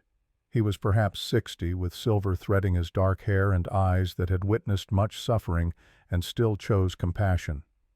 Miss Thornhill, Mr. Mackenzie. That was very brave, very foolish, but very brave. Father, Maggie said, climbing down from the wagon with Elijah's help, Clara said you might be willing to help us. Help you fight a man with money and connections? Father Miguel smiled. Of course. What kind of priest would I be if I stood aside when someone needed defense? He gestured toward the modest Catholic church at the edge of town. Come, we should talk about how to protect you both. Luther will not forgive this public humiliation. In the priest's simple office over weak tea and hard bread they planned. Father Miguel knew everyone in Silverton's Mexican community, the Irish miners, the working poor who formed the backbone of the town's economy. He promised witnesses. More than that, he promised bodies, people who would stand physically between Luther's violence and its intended targets.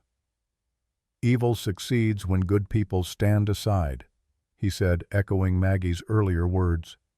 I have watched too many good people pushed out, hurt, destroyed because I told myself it was not my place to interfere. No more. This could be dangerous, Elijah warned. I am old. You are old. Miss Thornhill is not young. What is death to people who have already lived? Father Miguel's smile was gentle, but his eyes were steel. Besides, some things are worth the risk. Justice is one of them. They emerged from the church to find a crowd waiting, not threatening, supportive. Miners still in their work clothes, women with children clinging to their skirts. The Mexican families Father Miguel had helped. Clara and her network of boarding house residents. Even Doc Hartley, his medical bag over his shoulder, as if prepared to treat whatever injuries the coming conflict might produce. We stand with you, Clara said simply. Luther has hurt too many. Taken too much. If you're fighting, we're fighting. Maggie felt tears prick her eyes. She had spent 30 years teaching children about community, about standing together against injustice.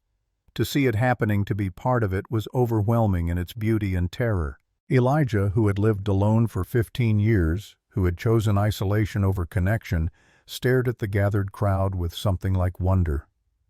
"Why?" he asked. "I don't even know most of you."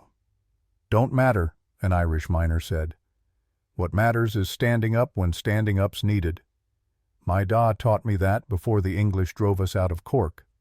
Lesson don't change just 'cause the country does." The crowd dispersed eventually, but promises had been made. Networks established. A community that Luther had relied on staying fragmented had found cohesion through shared grievance and common cause. Riding back to Thunder Basin in the gathering dusk, Maggie felt exhaustion pulling at her, but also exhilaration. They had done something impossible. Two old people had sparked resistance where only resignation had existed before. "That was remarkable," she said. "That was dangerous," Elijah replied. But his voice held something new, not hope exactly, but possibility. The sense that maybe, just maybe, slow and stubborn could triumph over fast and ruthless. Both things can be true. They rode in silence for a while, the mountain shadows lengthening around them. Finally, Elijah spoke again. "Thank you." "For what?" "For reminding me what it feels like to be part of something larger than just survival, to have purpose beyond waking up and not dying." Maggie reached across the space between their horses and briefly touched his hand where it rested on the saddle. "Thank you for teaching me that age is not surrender, that we still have value beyond what our children think we should be content with." Their hands parted. The moment passed. But something had been acknowledged between them. They were partners, yes, allies in a legal fight, but they were also becoming friends in the deepest sense. Two people who had chosen each other not from lack of options, but from recognition of shared strength. The burned barn stood as a dark reminder when they reached the cabin. But beside it, the cabin itself stood untouched, a testament to their combined effort, to what they could accomplish together. Inside, Maggie made dinner while Elijah tended the horses. Domestic routines that felt both strange and natural. The fire crackled, coffee boiled. Two old people moved around each other with the developing ease of practice and mutual respect. 18 days left, Maggie said, consulting her notes after dinner. Before Luther can legally move to evict. We have witnesses now, evidence, community support. What we need is time to organize it all properly. And we need to survive whatever Luther tries next. That too. Maggie looked at him across the table. Are you frightened? Elijah considered the question honestly. Of dying? Not particularly. Done that dance enough times to know fear don't help. Of losing this place? Yes. Of watching you get hurt because you chose to stand with me. He met her eyes. That terrifies me. Then we'll just have to make sure neither of us gets hurt. She said it with more confidence than she felt, but confidence she had learned was sometimes just stubbornness wearing different clothes. Outside, the mountains settled into night. Inside, two people planned for battles ahead. They were slow. They were old. They were facing overwhelming odds. They were also not alone anymore. And that made all the difference. The town hall in Silverton had never held so many people. Every bench was filled, every wall lined with standing bodies. Miners in their work clothes still dusted with ore. Women who had left dinner cooking to attend. The Mexican families clustered near Father Miguel, their solidarity visible in how they stood shoulder to shoulder. Even the Ute, normally absent from white man's proceedings, were represented by Red Sky Walker, his presence like a judgment on all that would unfold. Marshal Tom Bridger stood at the front, his weathered face impassive as he surveyed the crowd. This was not a formal court proceeding. Not yet. But it was the territory's way of airing disputes before they escalated into the kind of violence that left bodies in the street and questions unanswered. Luther Kane sat at a table on the left side of the room, flanked by two lawyers in expensive suits that looked absurd in the rough mining town. Their papers were stacked with precision, their expressions confident. They had the law on their side, or at least their interpretation of it. Luther himself wore a slight smile as if this gathering was merely an inconvenient formality before inevitable victory. Elijah and Maggie sat at the opposing table. They had no lawyers, no expensive suits, just Agnes Patterson's diary. A stack of survey documents Maggie had painstakingly copied from territorial records, and the truth. It would have to be enough. This hearing, Marshal Bridger began, his voice carrying to every corner of the packed hall, is to examine the land claim dispute between Luther Kane, representing the Denver and Rio Grande Railroad interests, and Elijah McKenzie, current resident of Thunder Basin. Mr. Kane, you claim ownership based on purchase from a previous title holder. Present your evidence. One of Luther's lawyers stood smooth and practiced. Marshal, members of the community, the facts are straightforward. Our client purchased the property known as Thunder Basin from the estate of one Samuel Brenner, deceased 1872. The deed is properly filed with the Territorial Land Office. Mr. McKenzie, while a longtime resident, never filed a formal homestead claim. Under territorial law, his occupancy is therefore that of a squatter with no legal standing. The lawyer produced documents, passed them to Bridger. The marshal examined them with the careful attention of someone who knew that details mattered in ways that could not be reversed once decided. "Mr. McKenzie," Bridger said, "you contest this claim." Elijah stood. He was not comfortable speaking to crowds, had spent 15 years avoiding exactly this kind of attention. But Maggie had coached him, reminded him that truth spoken plainly was more powerful than lies dressed in legal language. "I built that cabin with my own hands in 1863. Lived there ever since. Never knew there was paperwork required for living on land nobody else wanted." His voice was rough but steady. "This Samuel Brenner, I never heard of him, never saw him. Don't believe he existed except on Luther Kane's forged papers." The crowd murmured. Luther's smile tightened but did not disappear. "That's a serious accusation," the lawyer said smoothly. "Do you have proof of this alleged forgery?" "We do," Maggie said, standing beside Elijah. She had dressed carefully for this, in her best dress, her hair properly pinned, every inch the educated Eastern woman. Let them see competence. Let them see intelligence that matched their lawyer's expensive education. The deed claims Samuel Brenner purchased Thunder Basin in May of 1872. However, she produced a survey document, held it up so the crowd could see. Territorial survey records show that area was not officially mapped and registered until August 1872, 3 months later. You cannot purchase what has not yet been legally defined. The murmuring grew louder. People understood maps and surveys. Mining claims depended on precise boundaries and proper documentation. A 3-month discrepancy was not a minor error. Luther's lawyer barely hesitated. A clerical mistake in date recording, not uncommon in frontier record-keeping. 3 months is not a clerical error, Maggie replied, her teacher's voice cutting through the noise with practiced authority. It is either gross incompetence or deliberate fraud. And given Mr. Kane's pattern of similar claims against other properties, I lean toward the latter explanation. Pattern? The lawyer's voice sharpened. What pattern? Clara Jensen stood from the crowd. I'll tell you what pattern. He tried the same thing with my boarding house 2 years ago, claimed disputed title, cost me $300 to prove him wrong. Another voice, a minor. Tried to run my family off our claim.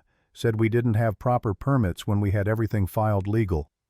More voices joined, a tide of accumulated grievances that Luther had relied on remaining isolated and unspoken. But Maggie's public speech in the square had opened a dam, and now testimony poured forth in a flood Luther's lawyers could not contain. Marshal Bridger raised his hand for silence. "One at a time. This hearing will be orderly." He looked at Maggie. "You say there's a pattern. Prove it." Maggie produced Agnes Patterson's diary. "This belongs to Mrs. Agnes Patterson, widow, former resident of Silverton. She documented everything when Mr. Kane attempted to take her property. Dates, conversations, the name of the lawyer who helped forge documents." She opened to a marked page and read aloud. March 14, 1876. Luther Kane visited today with a Mr. Hoskins lawyer. They claim my late husband's land deed has irregularities, offered to buy the property for less than half its value. When I refused, Mr. Kane became threatening, said accidents happen to stubborn old women. The crowd's mood shifted from curious to angry. Threatening widows crossed a line that even rough miners found intolerable. That diary could say anything, Luther's lawyer objected. It's hearsay, not admissible. Perhaps, Bridger said slowly, but it's compelling hearsay. And when combined with Mr. Mackenzie's survey evidence and multiple witness testimonies of similar attempts, it establishes a pattern worth investigating. Luther spoke for the first time, his smooth facade cracking. This is ridiculous. I'm a legitimate businessman. These people are simply upset that progress means some properties will be acquired for railroad development. It's unfortunate but necessary. Progress! Red Skywalker's voice cut through the hall like wind through canyon.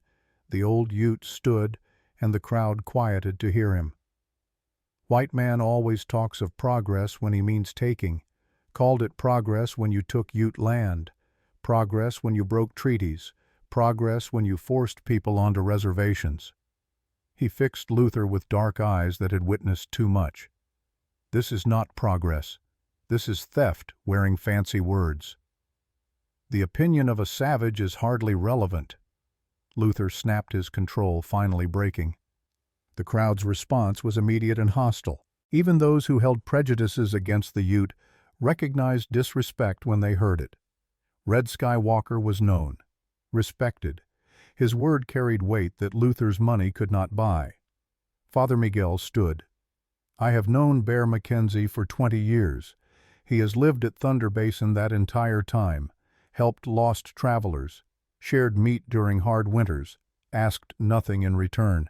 This is a man of honor being cheated by a man of paper and lies. Doc Hartley added his voice. I've treated injuries at that cabin, seen the improvements, the spring house, the root cellar, the careful husbandry of land. That's not a squatter's work. That's a home built with intention and maintained with love. The testimonies continued. Person after person standing to speak for Elijah, for justice, for the principle that being poor or old or isolated should not make someone vulnerable to legal theft. Maggie watched Luther's face darken as his careful plans unraveled. He had relied on Elijah being alone, friendless, too proud, or too ignorant to fight properly. He had not counted on a Philadelphia schoolteacher who understood that organizing people was not so different from organizing a curriculum. Both required identifying the core truth and building support around it until it became undeniable. Marshal Bridger listened to it all, taking notes, his expression giving nothing away. When the testimonies finally wound down, he stood. I've heard enough for now. Luther Kane, your claim is under official investigation. That means no action can be taken on the disputed property until the investigation concludes. Mr. Mackenzie, you will retain residency and access pending resolution. He fixed both parties with a stern look. And there will be no further intimidation tactics. The barn burning is being investigated as arson. Anyone caught interfering with witnesses or attempting violence will face federal charges. Am I understood? Perfectly, Maggie said. Luther said nothing. His silence was more ominous than agreement. The crowd dispersed slowly, people stopping to clasp Elijah's hand to thank Maggie for her courage to promise continued support. It felt like victory, but Maggie knew better. This was a delay, not a resolution. Luther had been checked, but not defeated, and cornered men were the most dangerous kind. Outside the town hall, as twilight painted the mountains purple and gold, Jake Miller approached. He looked uncomfortable, his usual swagger absent. Miss Thornhill, Bear. He nodded to each. Just wanted to say I'm done working for Luther. What he asked me to do, the barn and all, I didn't sign up for that. Intimidation's one thing, attempted murder's another. Why tell us? Elijah asked, his hand near his knife out of habit. Because I got a mother. Sisters. They heard what happened in that hearing. Made it clear I got a choice between family and Luther's money. Jake shrugged. Family one. Figure that makes me either smart or broke, maybe both. It makes you decent, Maggie said. That's worth more than Luther's gold. Jake tipped his hat and walked away. One less enemy. It was something. They rode back to Thunder Basin under a sky crowded with stars. The burned barn was a dark shape against the night, but the cabin glowed with lamplight visible through the windows. Home. Hard won and still threatened, but home nonetheless. Inside, Maggie made coffee while Elijah built up the fire. The domesticity of it had become natural, their movements coordinated without need for discussion. She poured, he accepted, and they sat at the rough table that had become their planning headquarters, their dining space, their place of evening conversation. "We bought time," Maggie said. "The investigation will take weeks at minimum, maybe months if we're fortunate. And if Luther doesn't wait for official resolution, then we have witnesses. A community watching. He cannot operate in darkness anymore." She sipped her coffee, considering. "Though I suspect he will try something. Men like Luther do not accept defeat gracefully. Neither do women like you." She looked up, surprised by something in his tone. Warmth, admiration, more than simple gratitude. "I'm stubborn," she admitted. "Henry used to say it was my finest quality and worst fault simultaneously." "Stubbornness kept you alive when that bear attacked, kept you fighting when most would have surrendered." Elijah's pale blue eyes held hers across the lamplight. "Your Henry was right. It's both. But mostly, it's who you are. And who you are is worth knowing." The words hung between them, weighted with meanings neither was quite ready to examine. They were partners, friends, two old people who had found unexpected alliance in shared struggle. Anything beyond that was complicated by age, circumstance, and the practical reality that romance was for younger, less practical souls. And yet, Maggie felt her heart, that supposedly old and settled heart, do something unexpected in her chest. Not the flutter of youth, something deeper, recognition, the sense that this man, this rough mountain hermit with his scarred hands and careful silences, saw her in ways her children never had, not as someone to be managed, but as someone to be valued. "You are worth knowing too," she said quietly. "I did not expect that when I stumbled into your territory being chased by wildlife. But it is true nonetheless." They held each other's gaze for a long moment. Then Elijah stood clearing dishes. The moment passed, but not forgotten. Some things did not need to be spoken to be understood. The attack came 3 nights later. Maggie woke to the sound of breaking glass and Elijah's shout. She grabbed the rifle she now kept beside her bed, the one Elijah had taught her to load and fire, and rushed into the main room. 4 men. Not Jake Miller, not anyone she recognized. Hired thugs from outside Silverton, men with no connection to the community and therefore no reason to hold back. Luther had learned his lesson about using local talent. Elijah faced them with his own rifle, but 4 against 1 were poor odds even for a man of his skill. The lead thug held a torch, its flames reflecting in his eyes as he grinned. "Old man, you got 2 choices. Walk away tonight with your life or stay and burn with your cabin. Luther says it's time to stop playing legal games." "There's a third choice," Maggie said from the bedroom doorway, her rifle aimed at the torch holder's chest. Her hands were steady. Elijah's training had been thorough. "You leave, now, before the marshal's men arrive." "What marshal's men?" the thug laughed. "The ones I sent for when I heard you breaking in." Doc Hartley stepped through the shattered door, his own shotgun raised. Behind him, Clara Jensen with a pistol that looked huge in her hands. Behind her, 3 miners still in their work clothes, armed with pickaxes and determination. The thugs had expected an isolated cabin and easy intimidation. They had not expected a community prepared to defend its own. "This ain't your fight," the lead thug said, but his voice had lost certainty. "That's where you're wrong," Clara replied. "Everything that happens in Silverton is our fight. We live here, we work here, we protect here. You're just hired muscle passing through." More people arrived. Father Miguel with a hunting rifle that looked well used despite his profession, Red Sky Walker with 2 younger Ute men, their bows strung and ready, a dozen citizens of a town that had decided collectively that some lines would not be crossed. The thugs lowered their weapons. They were hired for intimidation, not warfare. They had no stake in this fight worth dying for. "Tell Luther," Elijah said as they backed toward their horses, "that Thunder Basin is not for sale, not for gold, not for threats, not for anything he can offer or threaten." The men left at speed, leaving only the broken window and the lingering smell of torch smoke.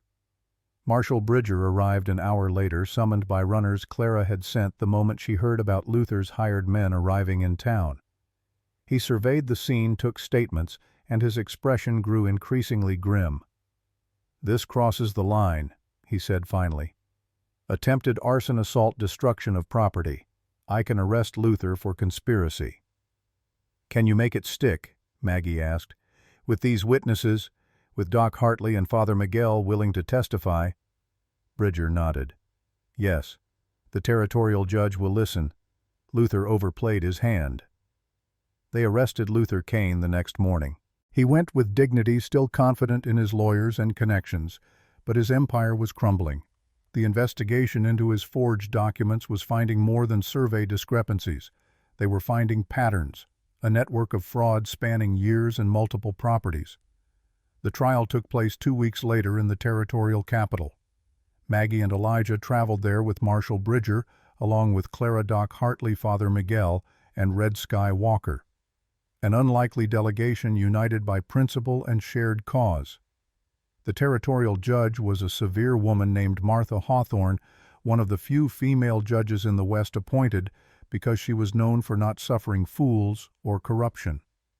She listened to the evidence with sharp attention, asking pointed questions that made Luther's expensive lawyers stumble and contradict themselves. When Agnes Patterson's diary was entered as evidence along with testimony from 3 other families Luther had defrauded, the judge's expression hardened into something like granite. "Mr. Kane," Judge Hawthorne said, when all evidence had been presented, "you have used legal mechanisms designed to protect property rights as weapons to steal those same rights from vulnerable citizens. You have forged documents, suborned testimony, engaged in intimidation and violence. This court finds you guilty of fraud, conspiracy, and a dozen lesser charges that I will enumerate when I sentence you." She turned to Elijah. "Mr. Mackenzie, your homestead claim is approved retroactively to 1863.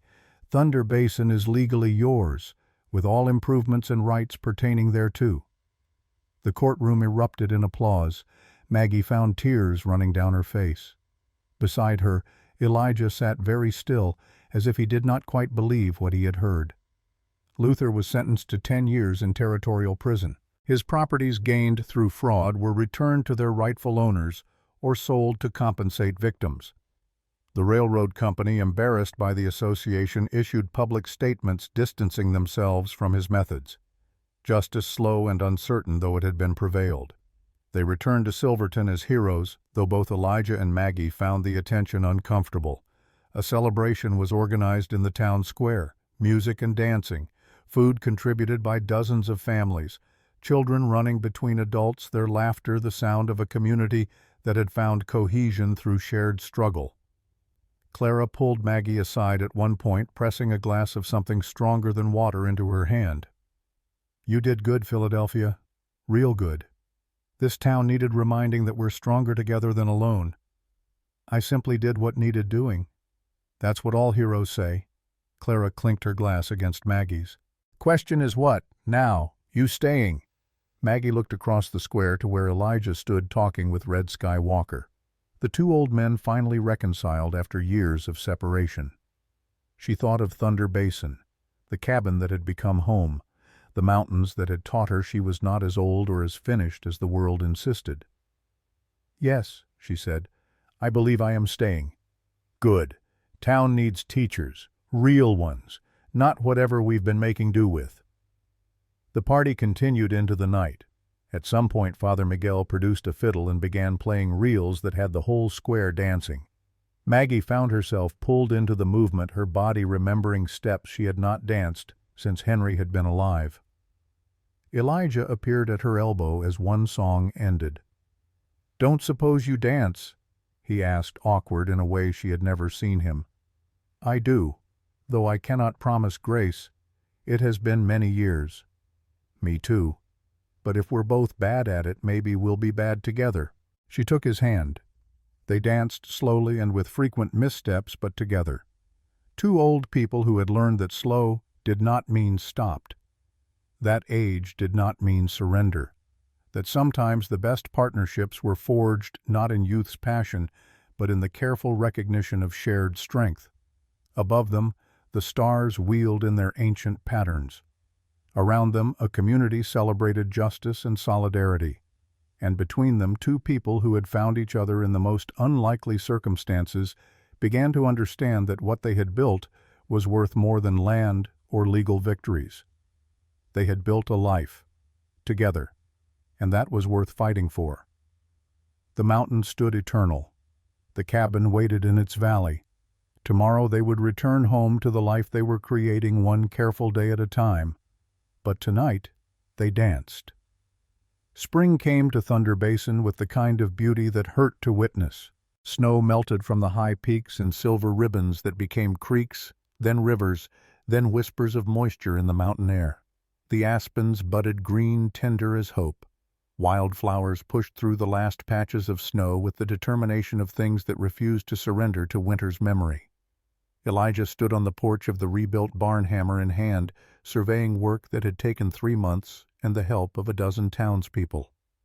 It was larger than the original, sturdier, built with the kind of community effort that transformed simple construction into something more meaningful. Every board carried the mark of someone who had decided that what happened to one happened to all. "You're admiring it again," Maggie observed from the doorway. She carried 2 cups of coffee, the morning ritual that had become as natural as breathing. "Still getting used to having it back." He took the offered cup, their fingers brushing in the exchange. That brief contact still sent something unexpected through him even after 6 months. And not being alone to do the building. Habit of 15 years is hard to break. Harder than I expected. He sipped the coffee strong as always, the way she had learned he preferred it. Easier than I feared, though. They stood in companionable silence, watching the valley wake. A pair of elk moved through the meadow below their coats, glossy with good health. The winter had been harsh but survivable. Like most things, it had been easier to bear together. "I received another letter from Rebecca," Maggie said after a time. Her daughter's correspondence had become frequent since the trial. The tone had shifted from commanding to questioning to most recently something approaching respect. "She wants to visit, meet you properly. Meet the mountain man her mother's living with in sin." Elijah's tone was dry but not unkind. "We are not living in sin. We have separate bedrooms. It is a business arrangement properly documented with the territorial court. Don't think your daughter sees it that way. What my daughter thinks and what is true are not always aligned." Maggie set down her cup. "Though I admit the arrangement has become more than business." The words hung between them like morning mist, visible and substantial but undefined. What were they to each other? Partners, certainly. Friends without question. But the careful boundaries they had established were blurring in ways neither had anticipated. "More than business," Elijah repeated slowly. "That's one way to put it." "How would you put it?" He considered choosing words with the same care he used selecting timber for construction. "When White Cloud died, I thought that part of me died too. The part that connects to other people. That cares about more than just surviving another day." He turned to face her fully. "You brought that part back. Made me remember I'm more than just a ghost living in the mountains." Maggie felt her throat tighten with emotion. "And you taught me that being 65 does not mean being finished, that strength comes in forms my Philadelphia society never recognized or valued. So what do we call this, what we've built here?" "I think," Maggie said carefully, "we call it what we've always called it. Slow together, a partnership of 2 tenacious old people who refuse to surrender to what the world says they should be. Slow together, Elijah smiled, that rare expression that transformed his weathered face. I can live with that. A rider appeared on the trail, moving at the leisurely pace of someone who knew they were welcome. Doc Hartley, his medical bag secured to his saddle, waving as he approached. Trouble, Elijah called. Social call, the doctor replied, dismounting with the careful movements of a man whose joints protested mornings. Brought something I thought you'd want to see. Inside the cabin, Doc Hartley spread a newspaper on the table. The Rocky Mountain News, dated 2 weeks prior. A headline proclaimed, "Railroad Agent Sentenced for Land Fraud. Victims to receive restitution." You're famous, Doc Hartley said, or infamous, depending on who you ask. The article detailed Luther's conviction and the wider investigation it had triggered. 3 more railroad agents in other territories were under scrutiny. Laws were being proposed to prevent similar schemes, and there in the 3rd paragraph were their names: Elijah Mackenzie and Margaret Thornhill, whose case had exposed systemic corruption. "We just wanted to keep a cabin," Maggie murmured. "You did more than that. You changed how the territory handles land claims, made it harder for men like Luther to operate." Doc Hartley folded the paper. "Sometimes doing the right thing has consequences beyond what we intended." "Good consequences or bad?" Elijah asked. "That depends. You two want to be left alone. This kind of attention makes that difficult. But if you want to matter, to make a difference," he gestured to the article, "this is how you do it." After Doc Hartley left, Maggie read the article again more slowly. Strange to see their lives reduced to print and paper. Strange to think that their struggle had meaning beyond Thunder Basin. She had spent 30 years teaching children about justice and civic responsibility. Now in her 60s, she had lived those lessons in ways that might teach more than all her years in classrooms. "Maggie." Elijah's voice pulled her from reflection. "Yes. Been thinking. About us. About what this is." He gestured vaguely at the cabin, the life they had built. "About what it could be." "Go on." "We're partners. Friends. But we're also 2 people living together in a way that makes folks talk. Not judging necessarily, but wondering." He paused, clearly uncomfortable but determined. "Wondered if maybe we should make it official. Not romantic necessarily, but legal. Proper married for the law and the records." Maggie set down the newspaper. "Are you proposing marriage, Elijah Mackenzie?" "Proposing practical arrangements that happen to include marriage." He met her eyes. "But yes, suppose I am." "Because of scandal." "Because it makes sense. You're my partner in everything that matters. Might as well have paper that says so. Makes inheritance clear if something happens to one of us. Makes your position here unquestionable." He paused. "And because I want to, if you're willing."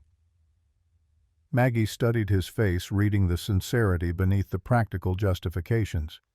He was offering her legal security, yes, but also something more. Recognition. Commitment. The kind of partnership that needed no romance to be profound. "I married once for love," she said slowly. "Henry and I were young and passionate and thought ourselves eternal. It was beautiful. But this," she gestured between them, "this is different. Deeper, perhaps. Built on respect and shared struggle, and the knowledge that we chose each other with full awareness of our flaws and limitations. So is that a yes?" "That is a yes, on one condition." "Which is?" "We continue as we are. Separate bedrooms, practical arrangements, no pretense of youth or passion we do not feel, honesty above all else." "Deal." He offered his hand. She took it. They shook, sealing their engagement with the same practicality that had characterized everything about their partnership. They married a month later in Father Miguel's church. The ceremony was simple. Clara stood as Maggie's witness. Red Sky Walker stood for Elijah, the old Ute's presence a blessing that transcended religious boundaries. The entire town attended, cramming into the small church until people spilled out the doors. Father Miguel kept the service brief, understanding that grand gestures were not what these two people wanted or needed.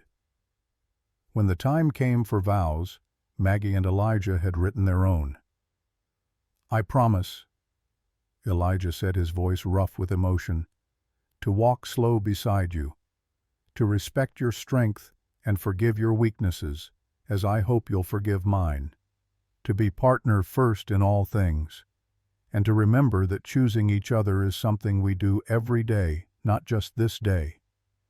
"I promise," Maggie replied, her voice steady, though tears blurred her vision, "to stand with you against whatever comes, to value competence over sentiment, truth over comfort, to teach when you need teaching, and learn when I need lessons, and to never forget that we found each other not in spite of our age but because of it, because we had lived long enough to know what truly matters." They exchanged simple gold bands purchased from the assayer in town. No diamonds, no flourishes, just circles of metal that represented endless partnership commitment without end. "By the authority vested in me," Father Miguel said, his smile genuine and warm, "I declare you husband and wife.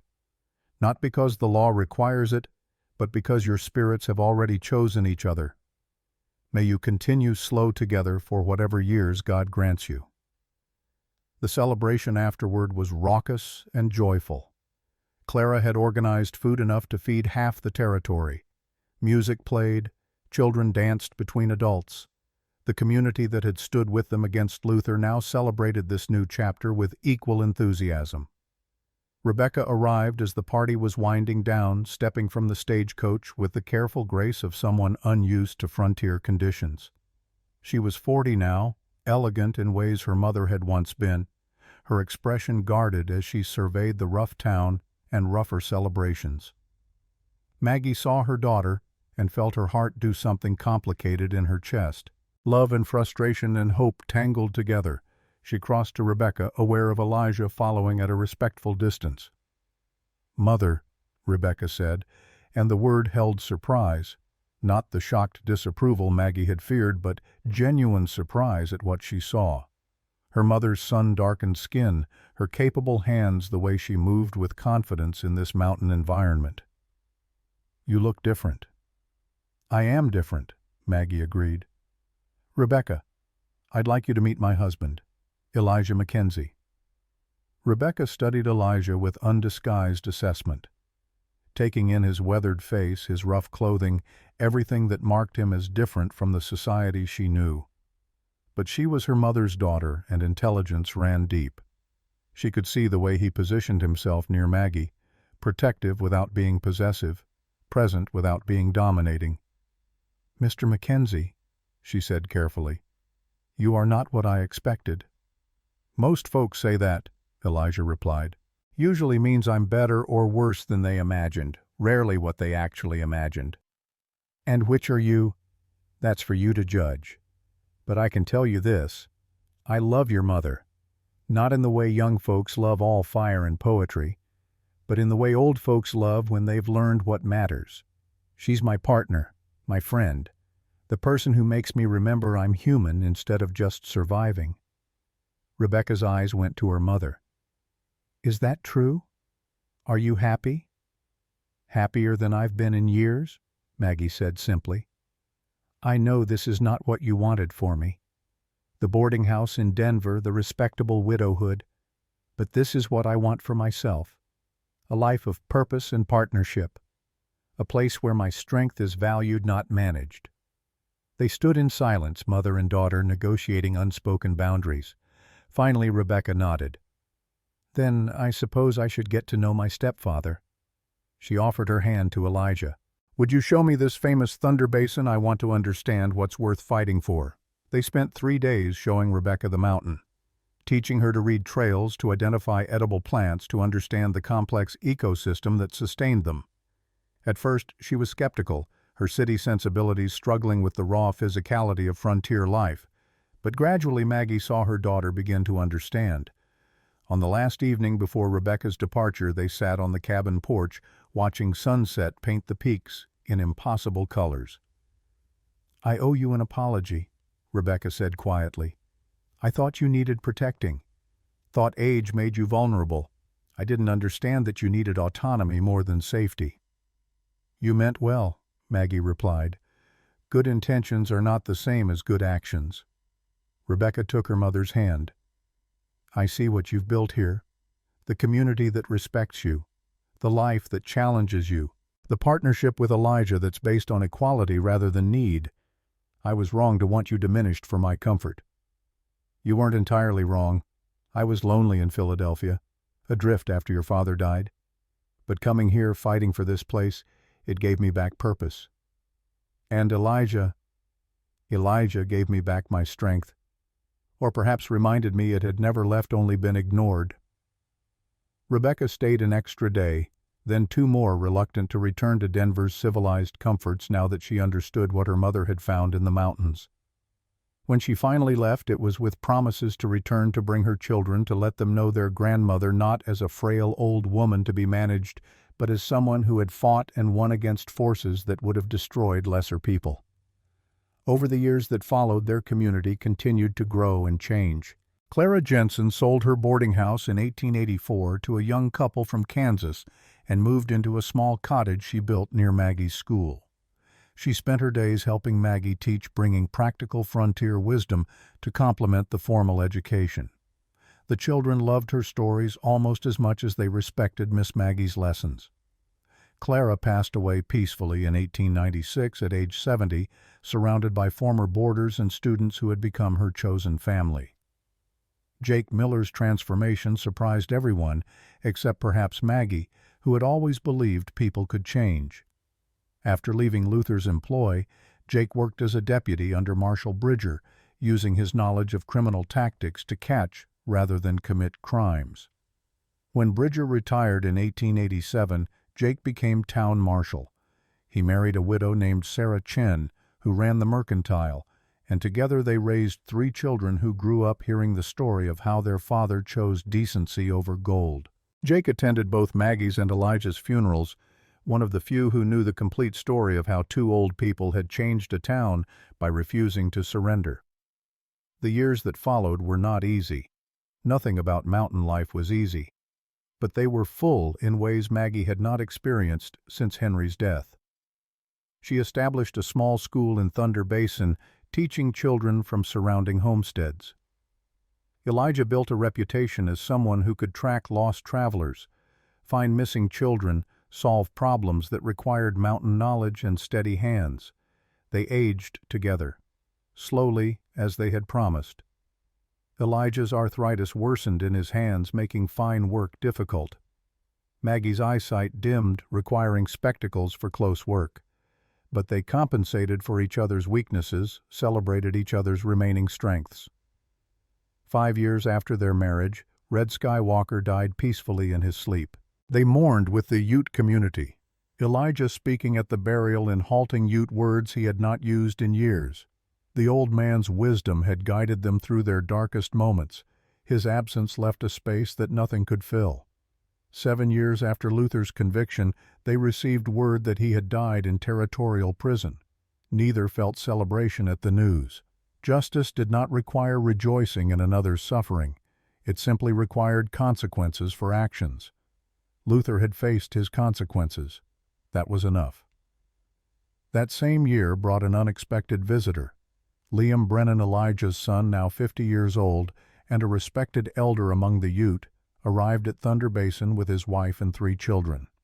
The reunion was awkward at first, 20 years of silence creating a chasm that seemed unbridgeable. But Maggie, with her teacher's instinct for healing, fractured relationships created space for father and son to find their way back to each other. They did not speak of the past immediately. Instead, Elijah taught his grandchildren to track, to read the mountain, to understand the land, as both Ute and Irish traditions taught. Liam watched his father with his children and saw what grief had hidden a man who had never stopped loving, only stopped knowing how to show it. Before leaving, Liam told Elijah in Ute, then in English, "My mother would be glad you found someone who sees you." Elijah could only nod, but when Liam returned the following summer, and the summer after that, The silence between them had transformed into something like peace. When Maggie turned 72 and Elijah 77, they decided to travel. Not far, not for long, but to see the territories they had heard about but never visited. They rode slowly, stopping often, two old people on horses, making their way through country that was changing even as they watched. Towns growing, railroads expanding, the frontier closing. Worlds different than when I first came west, Elijah observed one evening as they camped beside a creek. Everything changes, Maggie replied, stirring beans over their fire. We change, or we die refusing to change. I prefer the former. You still teaching? Always. Why? Because I'm still learning from you, every day. She smiled, firelight catching silver in her hair. And I from you. That's the benefit of partnership. Continuous education. They returned to Thunder Basin after 6 months, glad to be home. The cabin had been maintained by neighbors during their absence. The barn stood strong. The valley waited, eternal and patient.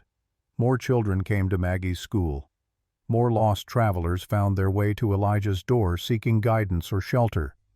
Their reputation spread not as hermits or oddities, but as pillars of a community that valued competence and mutual support over age or conventional expectations. On a spring morning in 1892, 14 years after the bear attack that had brought them together, Maggie woke to find Elijah already on the porch, coffee in hand, watching sunrise paint the peaks in shades of rose and gold. She joined him carrying her own cup, settling into the chair that had become hers through years of morning repetition. "Been thinking," Elijah said after a time. "Dangerous habit at our age. About time. How we measure it. When I was young, years stretched forever. Now they pass like water through fingers." He turned to her. "But these years with you, they feel fuller, like they count more somehow." "Quality over quantity," Maggie observed. "We have lived more in these 14 years than many live in 50. You regret anything? Giving up Philadelphia respectability for mountain hardship?" "I regret nothing." She took his hand, those scarred, trembling, still strong hands that had saved her life and built their home. "Do you? Giving up solitude for partnership?" "Not for a minute." He squeezed her hand gently. "We were both half alive before, just going through motions, waiting for the end. Together, we remembered how to live." They sat in silence, watching the day begin. Two old people who had chosen each other not from passion or convention, but from recognition. Recognition that strength came in many forms. That age was not surrender. That walking slow together was better than running fast alone. "Think we'll have another 14 years?" Elijah asked. "I think we'll have whatever time we're granted, and we'll use it well." Maggie smiled. "We'll teach, we'll build, we'll stand for what's right even when it's difficult, because that's who we are, who we chose to be. Slow together. Always slow together." The sun climbed higher, burning away morning mist, revealing the valley in all its rough beauty. Somewhere children would be arriving at Maggie's school. Somewhere a traveler might be getting lost, needing Elijah's guidance. Somewhere the world continued its endless turning. But here on this porch in this cabin, two people who had lived long enough to understand what mattered sat together in perfect understanding. They had fought for this place, defended it, built it into something that mattered beyond themselves. They had taught their community that age was not weakness, that standing together multiplied strength rather than dividing it, that justice required action, not just good intentions, and they had taught each other that it was never too late to start over, never too late to find purpose, never too late to discover that the heart, given proper reason, could learn to hope again even after decades of grief and loneliness. The mountains stood eternal witness to their story. The valley cradled their home testament to what could be built by two stubborn souls who refused to surrender to what the world said they should be. Maggie and Elijah Mackenzie, 72 and 77, married 14 years, partners in all things that mattered, still teaching, still learning, still growing, still walking slow together toward whatever future remained. And that they agreed was enough, more than enough. It was everything. Epilogue. Legacy. Maggie Thornhill. Mackenzie passed away peacefully in her sleep in the spring of 1900 at the age of 82. She was surrounded by students who had become teachers, children who had become community leaders, and Elijah who held her hand as she slipped away. Elijah followed her 18 months later in the fall of 1901 at age 86. He spent his final year teaching one last student, a young man who would go on to write extensively about frontier conservation and the importance of respecting mountain wilderness. At Elijah's funeral, Liam performed both Christian and Ute burial rites, honoring both sides of his father's life. He stood before the gathered community and spoke in Ute, then translated to English, "My father learned to walk slow. That is how he found his way home. Not to a place, but to a person who taught him that it is never too late to stop hiding from life." Rebecca, standing with her own children, nodded in understanding. Her oldest son, Henry, named for Maggie's first husband, would go on to become a territorial judge known for his fairness to homesteaders and miners, carrying forward his grandmother's lessons about justice. Thunder Basin became Mackenzie Valley in 1902, preserved through territorial legislation that prevented development while allowing continued homesteading. The school Maggie founded operated until 1935, teaching 3 generations of mountain children. Their cabin still stands, maintained by the Colorado Historical Society, as a testament to 2 people who proved that age is not surrender, that partnership transcends romance, and that walking slow together can cover distances the fast never reach. In the valley where they lived and loved and fought for justice, wildflowers still bloom each spring. Elk still graze in the meadows. And if you listen carefully in the evening quiet, some say you can still hear 2 old voices laughing at the absurdity of having lived so much when the world insisted they were finished. They were never finished. They were just getting started.